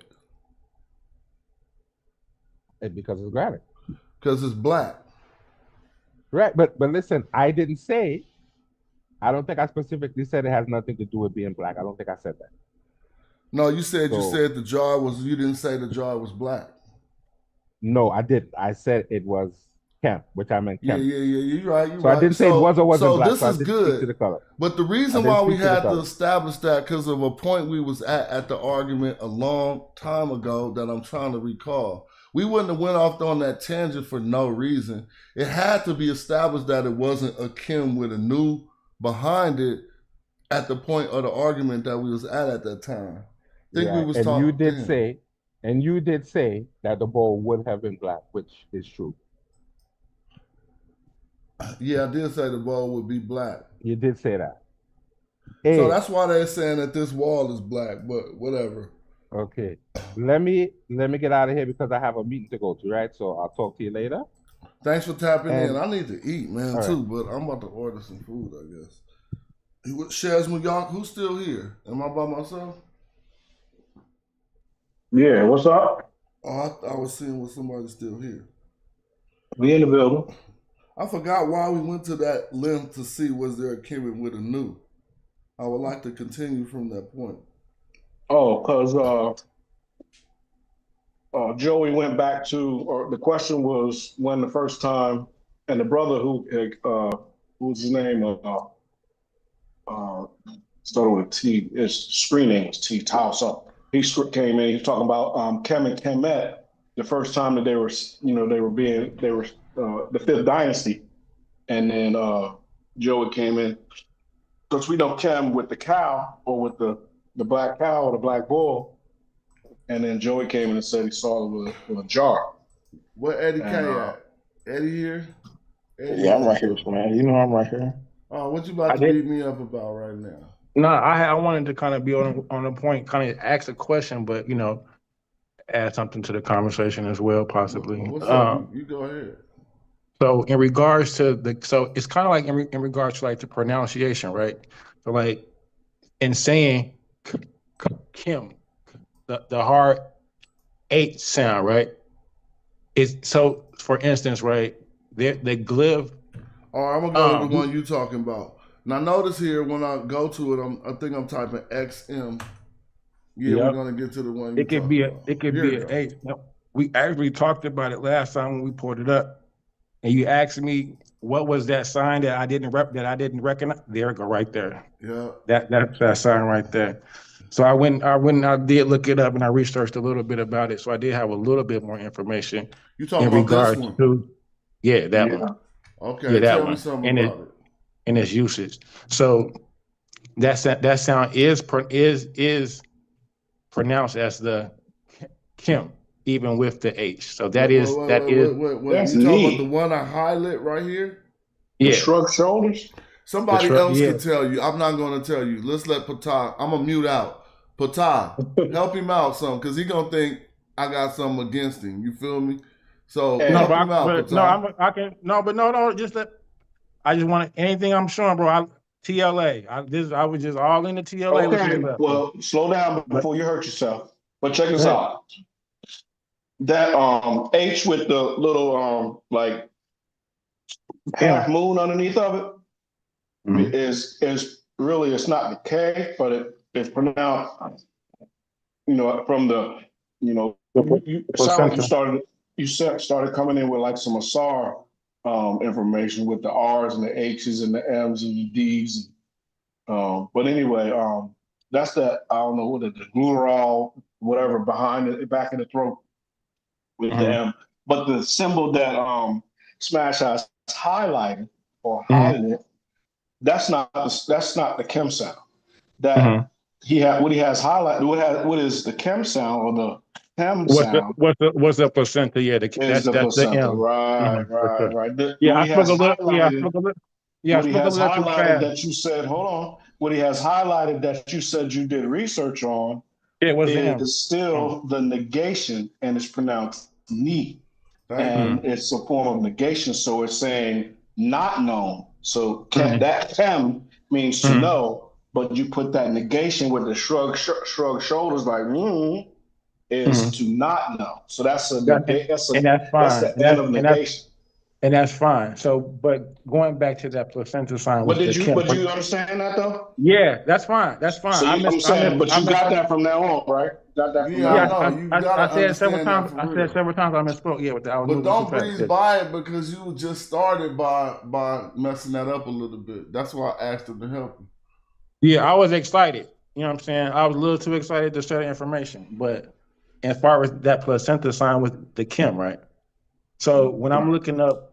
So just I don't want to be doing this and make it seem like I'm on your head, but I'm not. So for the record, the M sound is really not inherent in that KHX that we see right there. That's really only the KH sound that we see. The word is just written in short, is what we could say. Because as we look at the screen, there's nothing representing the M consonant sound, just to be clear. So when you see that placenta, you don't get Kim, you get all you get is but we know the word is Kim because they just left the M out for spacing and shit. Yeah. So when we looking at Neb, like Neb him, right? So that's gonna be in the TLA, Lord of Latopolis, right? So when we was talking about that nome earlier, when we were talking about the cow stock, the Kapesh being the name of the nome, and the Kim being the capital of the nome, right? You got that right. That was later went on to be known as Latopolis. So when we look at all throughout the TLA, I think it was like there's 300, you know what I'm saying, occurrences of it, where they're not using the was it I-49 or the I-9, the crocodile, as the Kim they're using. But if you remember, Eddie, remember it was a place of like to not know, like not understanding, a place of unknown, a place of not well placed.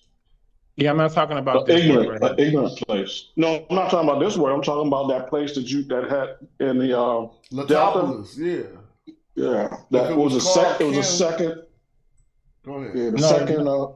The second nome of. Can we pull it up? The Delta. Just type it in. Yeah, but keep saying what you were saying about it. Yeah, that's basically pretty much what we going. If you pull it up, we can go through it. But just real quick, here's a rendition of the word with the M under. You see what I'm saying? Mm-hmm. It also has a phallus under there, which is probably representative of, I don't know. That's saying I don't know why they need to be in there. Right? Yeah. But yeah, I think and I believe it has the 040. Sometimes it has the 049 glyph, sometimes it doesn't. Well, there's other Kims too, and I just been limited to ignorant.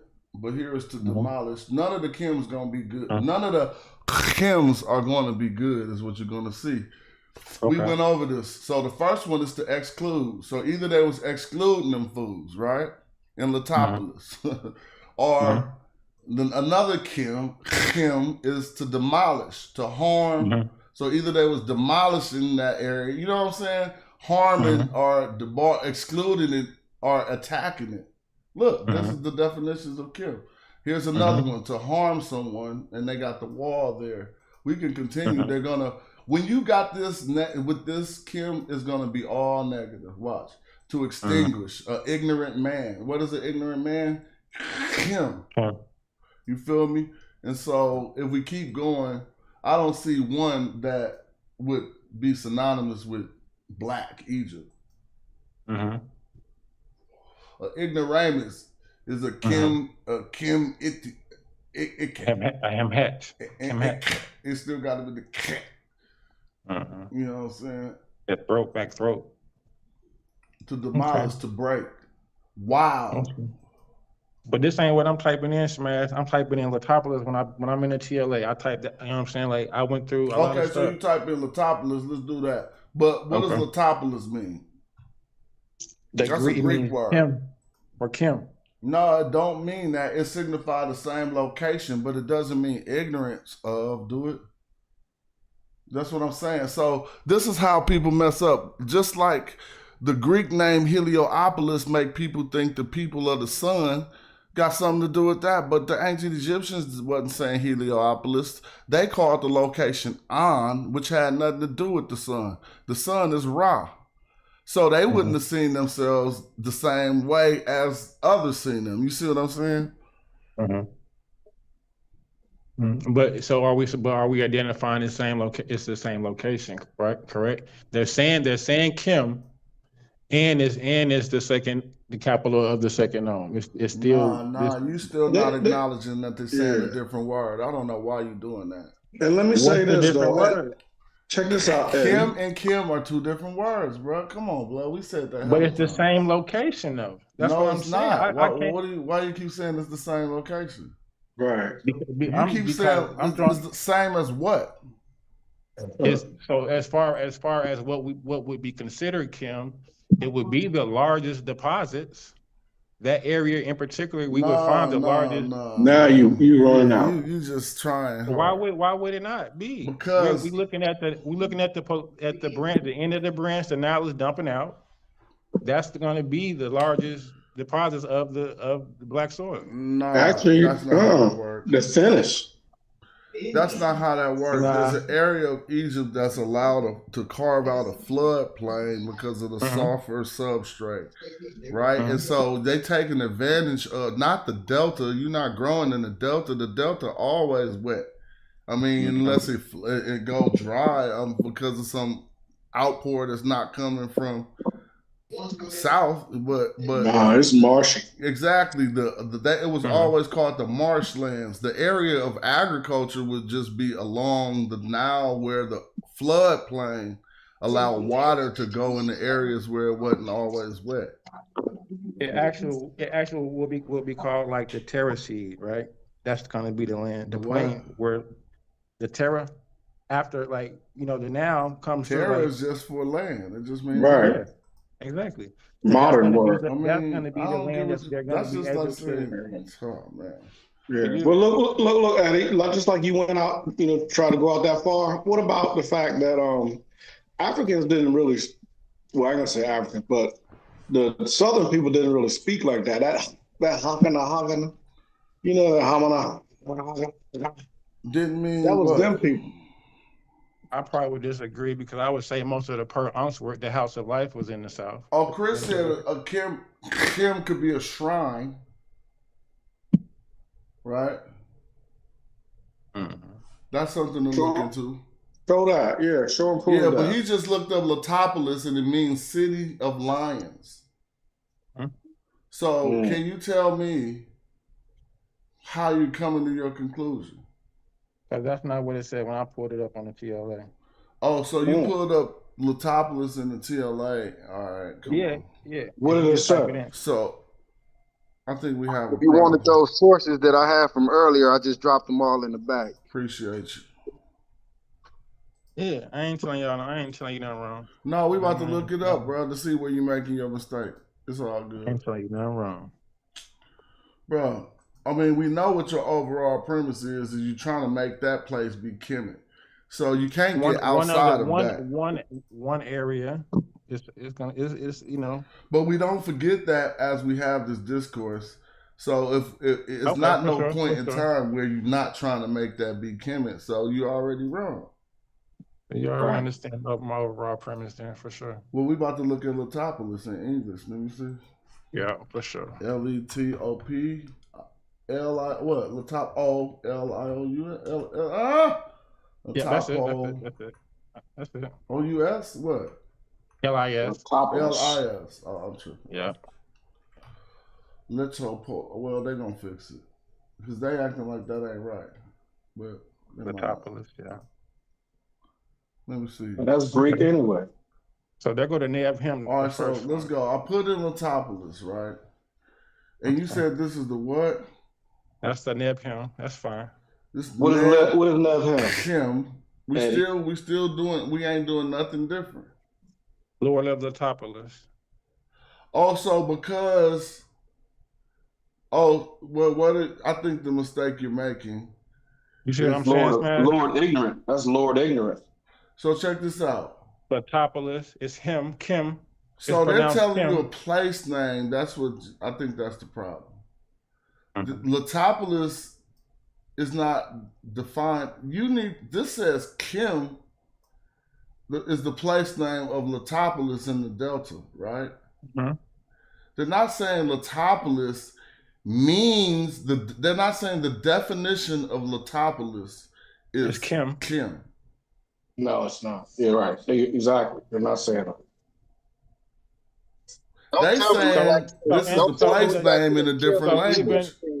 So in the Neb Kim, the Neb is not Lord, and the Letopolis isn't Kim in that translation. So see, this is what I'm saying.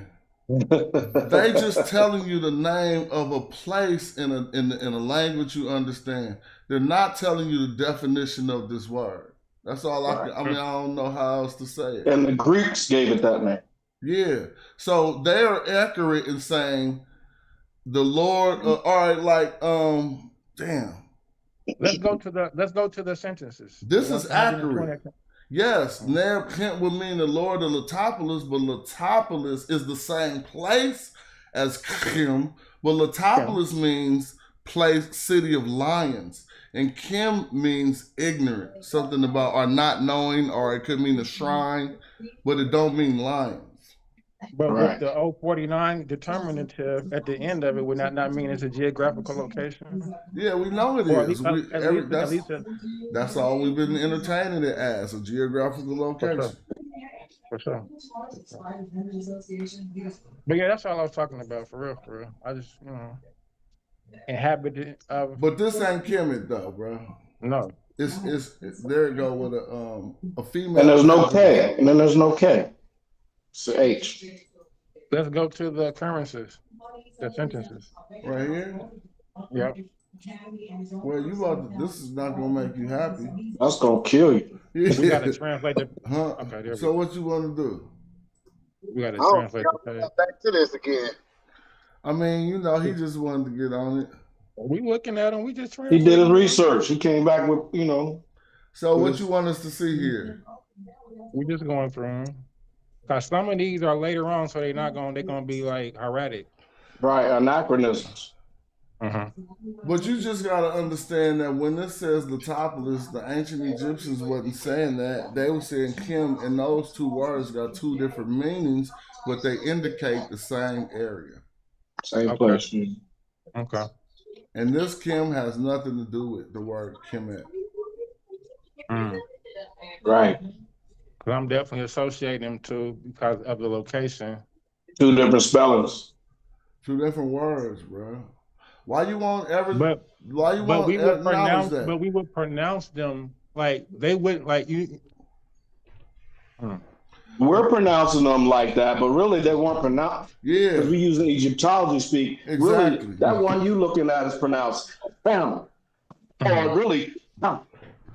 Gosh, I think you actually made the perfect point like 11 days ago when y'all talked about this. When you said how would you be able to say the different places when you're talking to somebody? When one person gonna say Kim and one person gonna say Kim. Because they let you know you're going to the capital or to the other place. Exactly. Like, come on now. And we know we don't know the vowels. So all you know, one could have been Khamu. Right. And the other could have been Kome. I mean, you feel me? They could have sounded completely different. That Kuma and all that stuff, yeah. I still like Kemet. Okay. Yeah, you getting it? I mean, I mean, this is the thing, man. When you fight the information without on a hunch, that might be a bad thing to do. But if you're fighting with some sources, what can anybody say? So we looked at your sources, and I think we understand the problem is thinking that Latopolis definition is Kim. But that's just two toponyms in two different languages for the same location. Okay. What else you got, Eddie? That's it. Then what was we on at first? What was we on that black? Or did we finish that? Or I ain't really tripping, but I know we was looking at something about the black hair.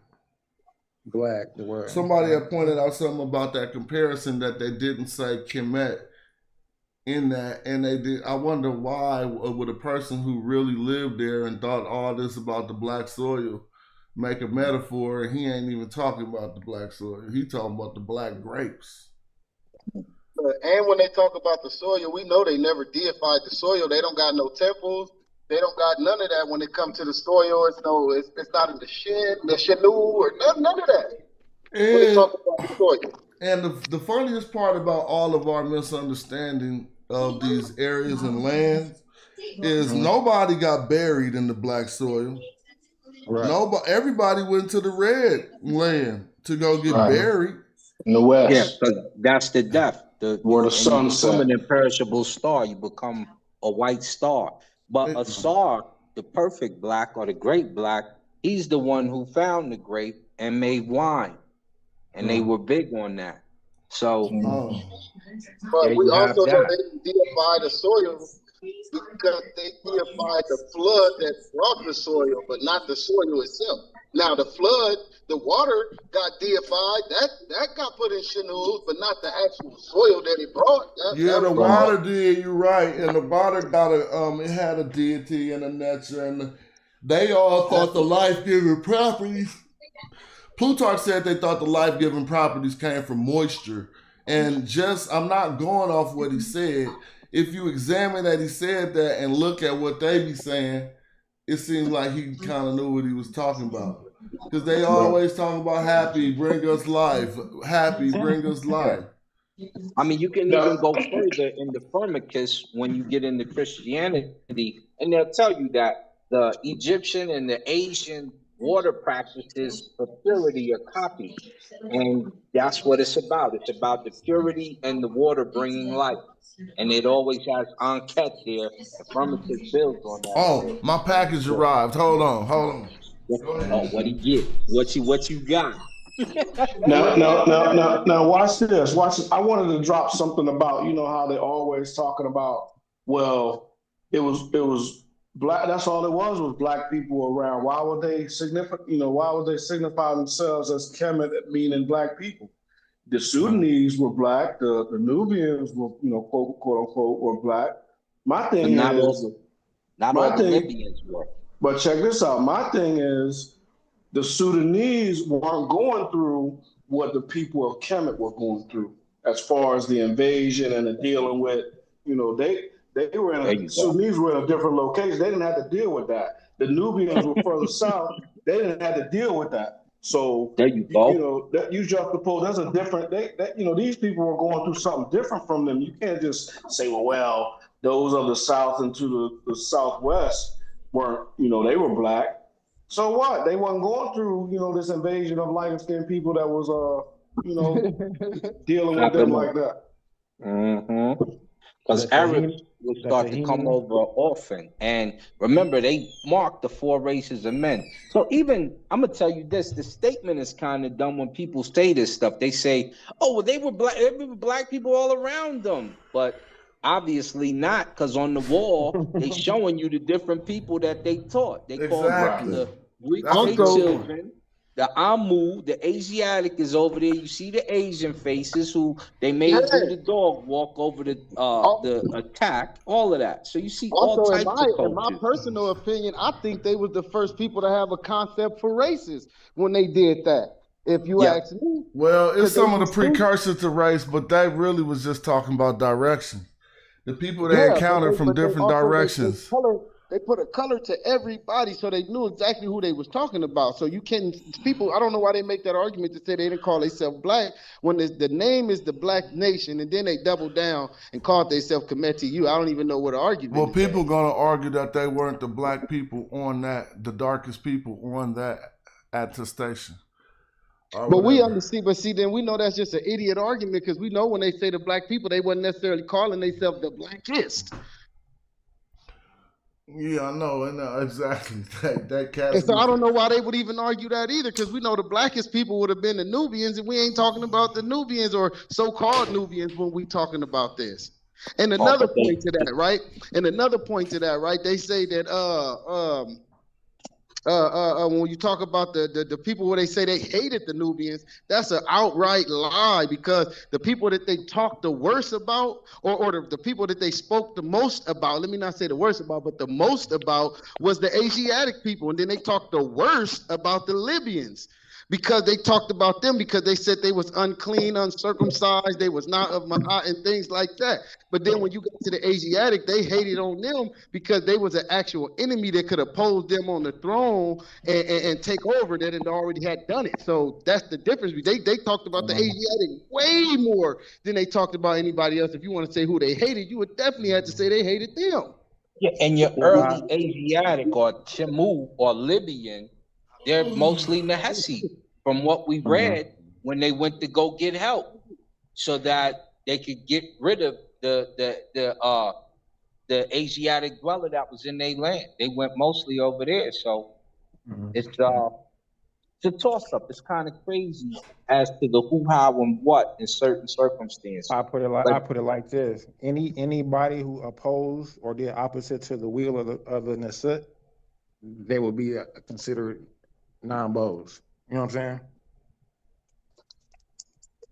That's true. And you could be from Egypt and be non-bows at that time. Exactly. I agree with that, Eddie. Go ahead, boy. I hear you now. You coming. No, I know about the Rakhi tribes, the Lapwings, and all that. You know what I'm saying? It's interesting. Oh, somebody trying to get in here called Gotta lock me in. Rockwell. Let's see who this is. Oh, Door of L. That's Door of L. Door of L, what's up? You there?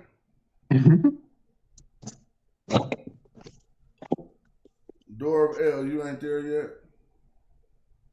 It's cool. Look, and if you do a comparison to the attestations you get from how many people they talk bad about, you will see that if you ran all the numbers, that the Wawet, if I'm saying it right, the Wawat would come in on fourth out of the top 5. So you still couldn't say, and that's the only people that there would have been a so-called Nubian, right, that they could have put in that list, and they only came up on the list one time of the southerner people. So that would more people on that list, but I hear what you're saying. But you get me, so like that wouldn't work either. But I'm talking about the people that they would call Nubians. A lot of them people they don't account, they don't count because they're not real. You know what the new? It was the Magi, it was the Kush, and a couple other ones, right? But the people who came up on the list when you talking about the attestations of who they spoke about like that, the Wawet was the one that came up, and that was 4th on the list out of the top 5. So you still couldn't say they hated them the most. Sometimes they were them. You know what I'm saying? If we talk about Taseti, that's at some point that's the first nome of Egypt.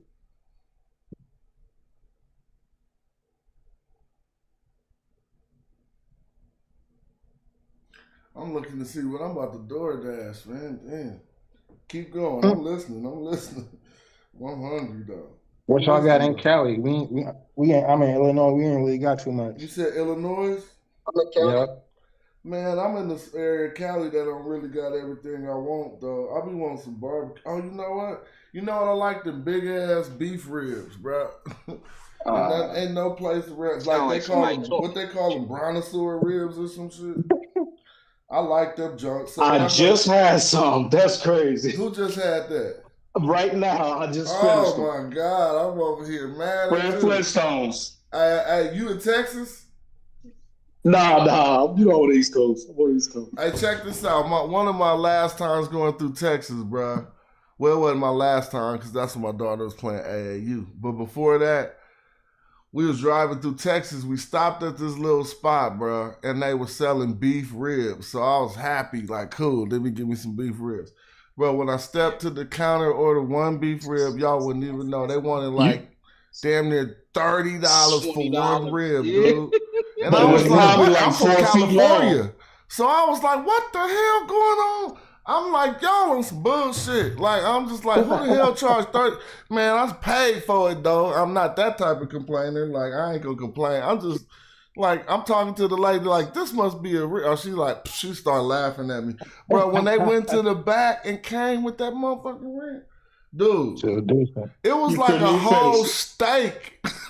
But it was like a steak on the bone. I was like, this way too much meat. I see why. I told her, oh, okay, I see. This worth like 45. You know,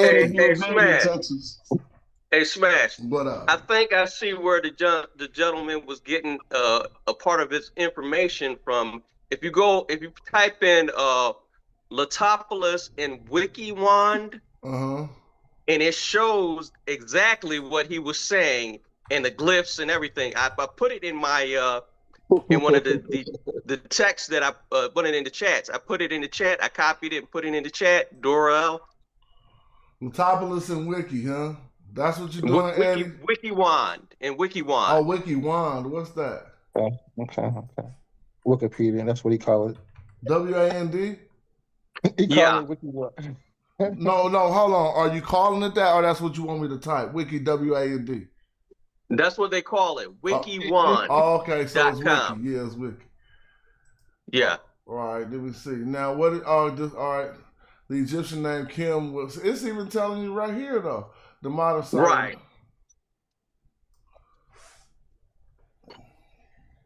I don't know, man. I don't get it. So what are we supposed to see here on the wiki? If you look at, so are it's not in you that saying? wiki. Hold It's on. in the WikiWan one. You got to pick up. It's not in regular wiki. Oh, It's I in really do gotta type wikiwan.com. WAND. WikiWan. Put wiki and then wand at the end.com. WAND, right? Right, correct. Okay, WikiWan. Damn, I didn't know nothing about that, bro. That's showing what the the hell is cows. WikiWan? I don't know either. It's crazy, but it show exactly what he's talking about. Okay, object, can't see acting. Oh, okay. So now right here, this is the standard of the gnome, but they say letopolite gnome. See, that's why they say the letopolite gnome. But Had he been hitting us with the magic? No. That's the word for thighs. That's the thigh. I know. So the word we all know that is the magic sources. But what you need to pay attention to is they say the standard of the letopolite gnome and not the standard of letopolis. You feel me? But that would be Capesh, pronounced as thigh. See, there's no letopolite gnome. The gnome that letopolis is in is Capresh, and we established that the other day. Remember? Mm-hmm. God damn, come on. Yeah, and we see the standard right there. That's the standard of thigh. Okay, but where's the Kim?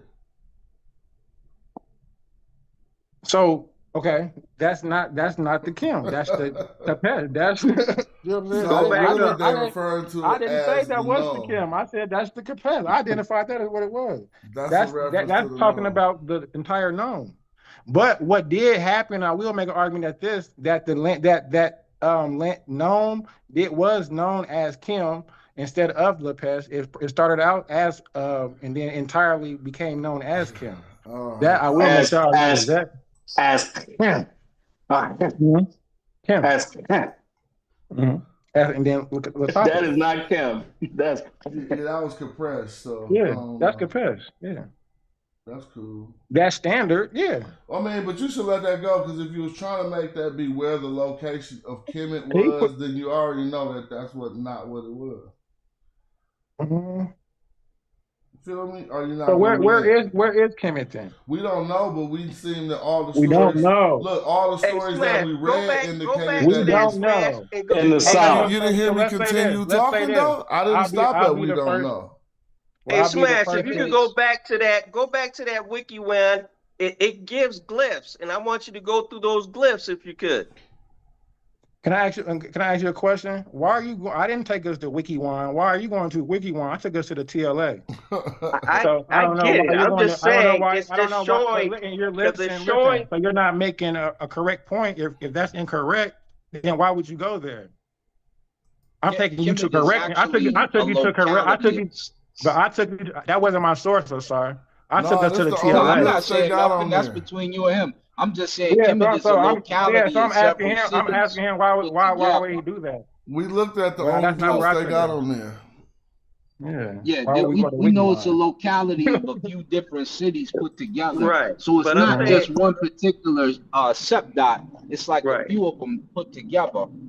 And that's why they usually have 3 Kims when they name it as when they give it a narrative, if you will. The only time that Kim was probably all of Kemet was during the 25th to 26th dynasty when you had the Nehesi running it, and they was claiming everything from Nehesi land to the top of Kemet as theirs. So kings like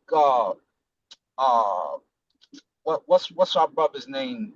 You see in the Bible, it's like 2 of them. They find it, Shishonk and them brothers that was Nehesi. And they say finally the original princes are back on top of the throne in the text. That's probably the time when all of Kemet was actually Kemet. I could believe that too, because the way I see it, if they Nehesi and they come from the bottom half, and now it's the 25th dynasty and they ruling, why wouldn't they claim everything if they from the bottom half but they ruling at the top half? So yeah, you would claim everything. Yes, and they ruled all of that at the same time. until the definitely claim Persians came everything in. that come from the bottom half and you ruling up top. And there's two things why I think that we get the term Kemet for a lot of things in Medu Neter. They are really the last dynasty of official indigenous people to the area that run it. Then after them, you have the Persians come in from a different locality. Then you get the Greeks come in from a different locality. Then you get the Romans come in from a different locality. Then you have Hannibal and company, which is basically Persian black or whatever you would like to say mixed. Yeah, they're foreigners, so they're from different lands. But the last time you have the originals is them. The Nahesi rule it 25th to 26th, where you have Ethiopians also running it. They say, and you go from there. That's my hypothesis concerning. Go ahead.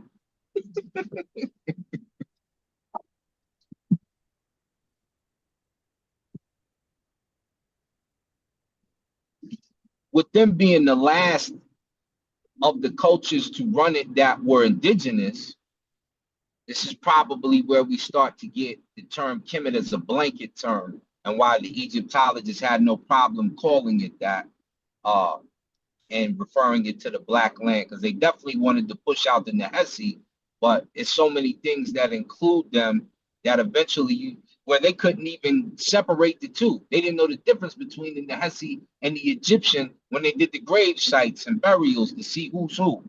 Couldn't even tell the difference.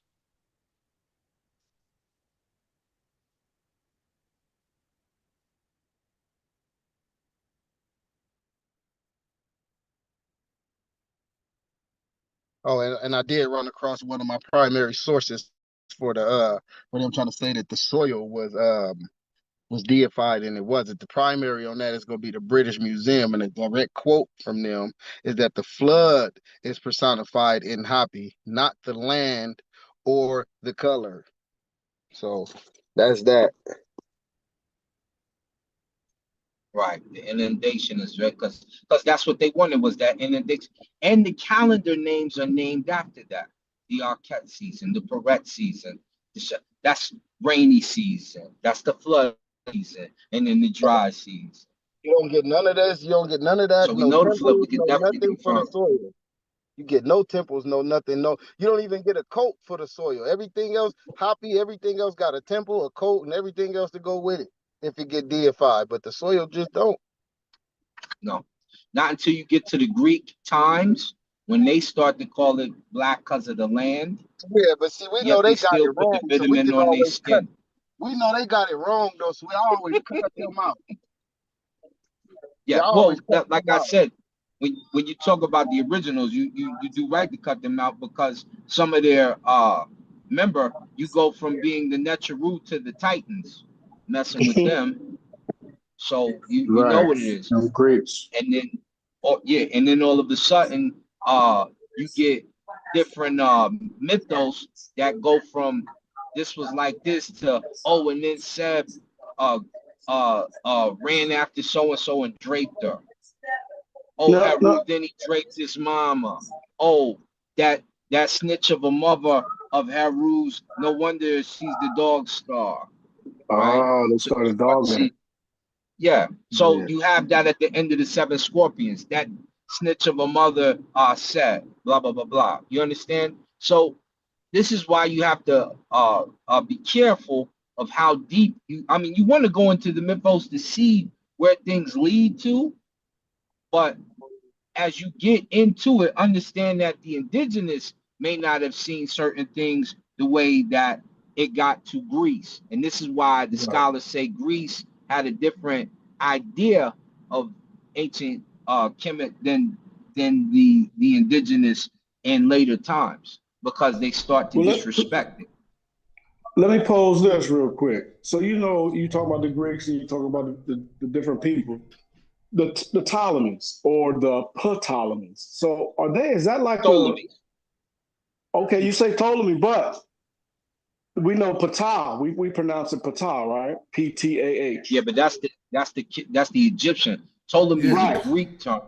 Right, but did they not steal? Do you not think that do you think that name is legit? Like a bloodline name, or is it something they stole? They say, oh, there's the Ptolemy. We want to be the gods too, so we're gonna call ourselves. You want to say Ptolemy, but I'm saying it's still. Why is the P not pronounced? They come from. I mean, you know, it's just the line. They were trying to copy the language. How do we know that they didn't pronounce it Ptolemy or Ptolemy?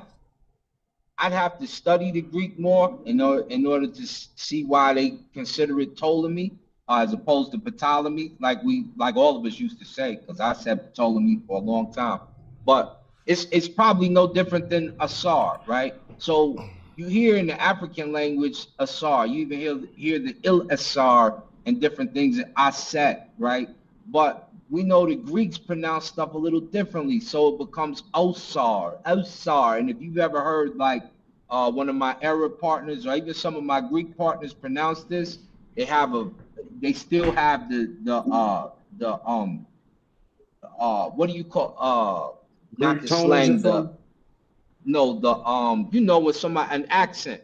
They still have that. So they say Osar. They talk like that, and their accent really comes out because they can't say the A with the O the same way. This is why the A has a dot over the top, because it kind of has the O in inflection over the top of it. So it's more like Osar. And you'll see some people in the chat when I spell it A-U, they're like, oh, he doesn't even know how to spell it. No, you're just dumb. You don't know how to pronounce it. I just found another source for it too, right here. It's the Papyri of Anastasia, if I said that right. Yeah, Anastasia Papyrus. Yep. Right, the 6th, right? Middle Kingdom, right here. It say, he watered the field that Ra created. He makes the people live. So it's the field that Ra created. They're not talking about just the soil or nothing. Like, oh, y'all just going crazy with it. Well, the main thing to note about that is when they talk about that, they don't say the Kemet. They be like, the actual field, I think is the Shah or the I forgot, Ayat or something. But yo, I'm about to get ready. It's at 3 hours right now. I appreciate y'all for making this another good show.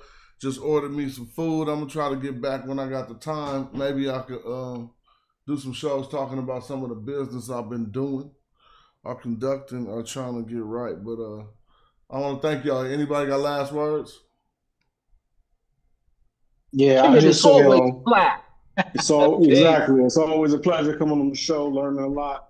Love hearing what's been happening, what's been going on. Stay healthy, stay wealthy, and just keep on pushing. Yes, sir. Appreciate y'all. All right, peace. Let me see. All right, yeah. So that was a cool show. I didn't put no title up because I didn't know what we was going to talk about, but it was cool to go over some of them subjects. I'll be back when I can.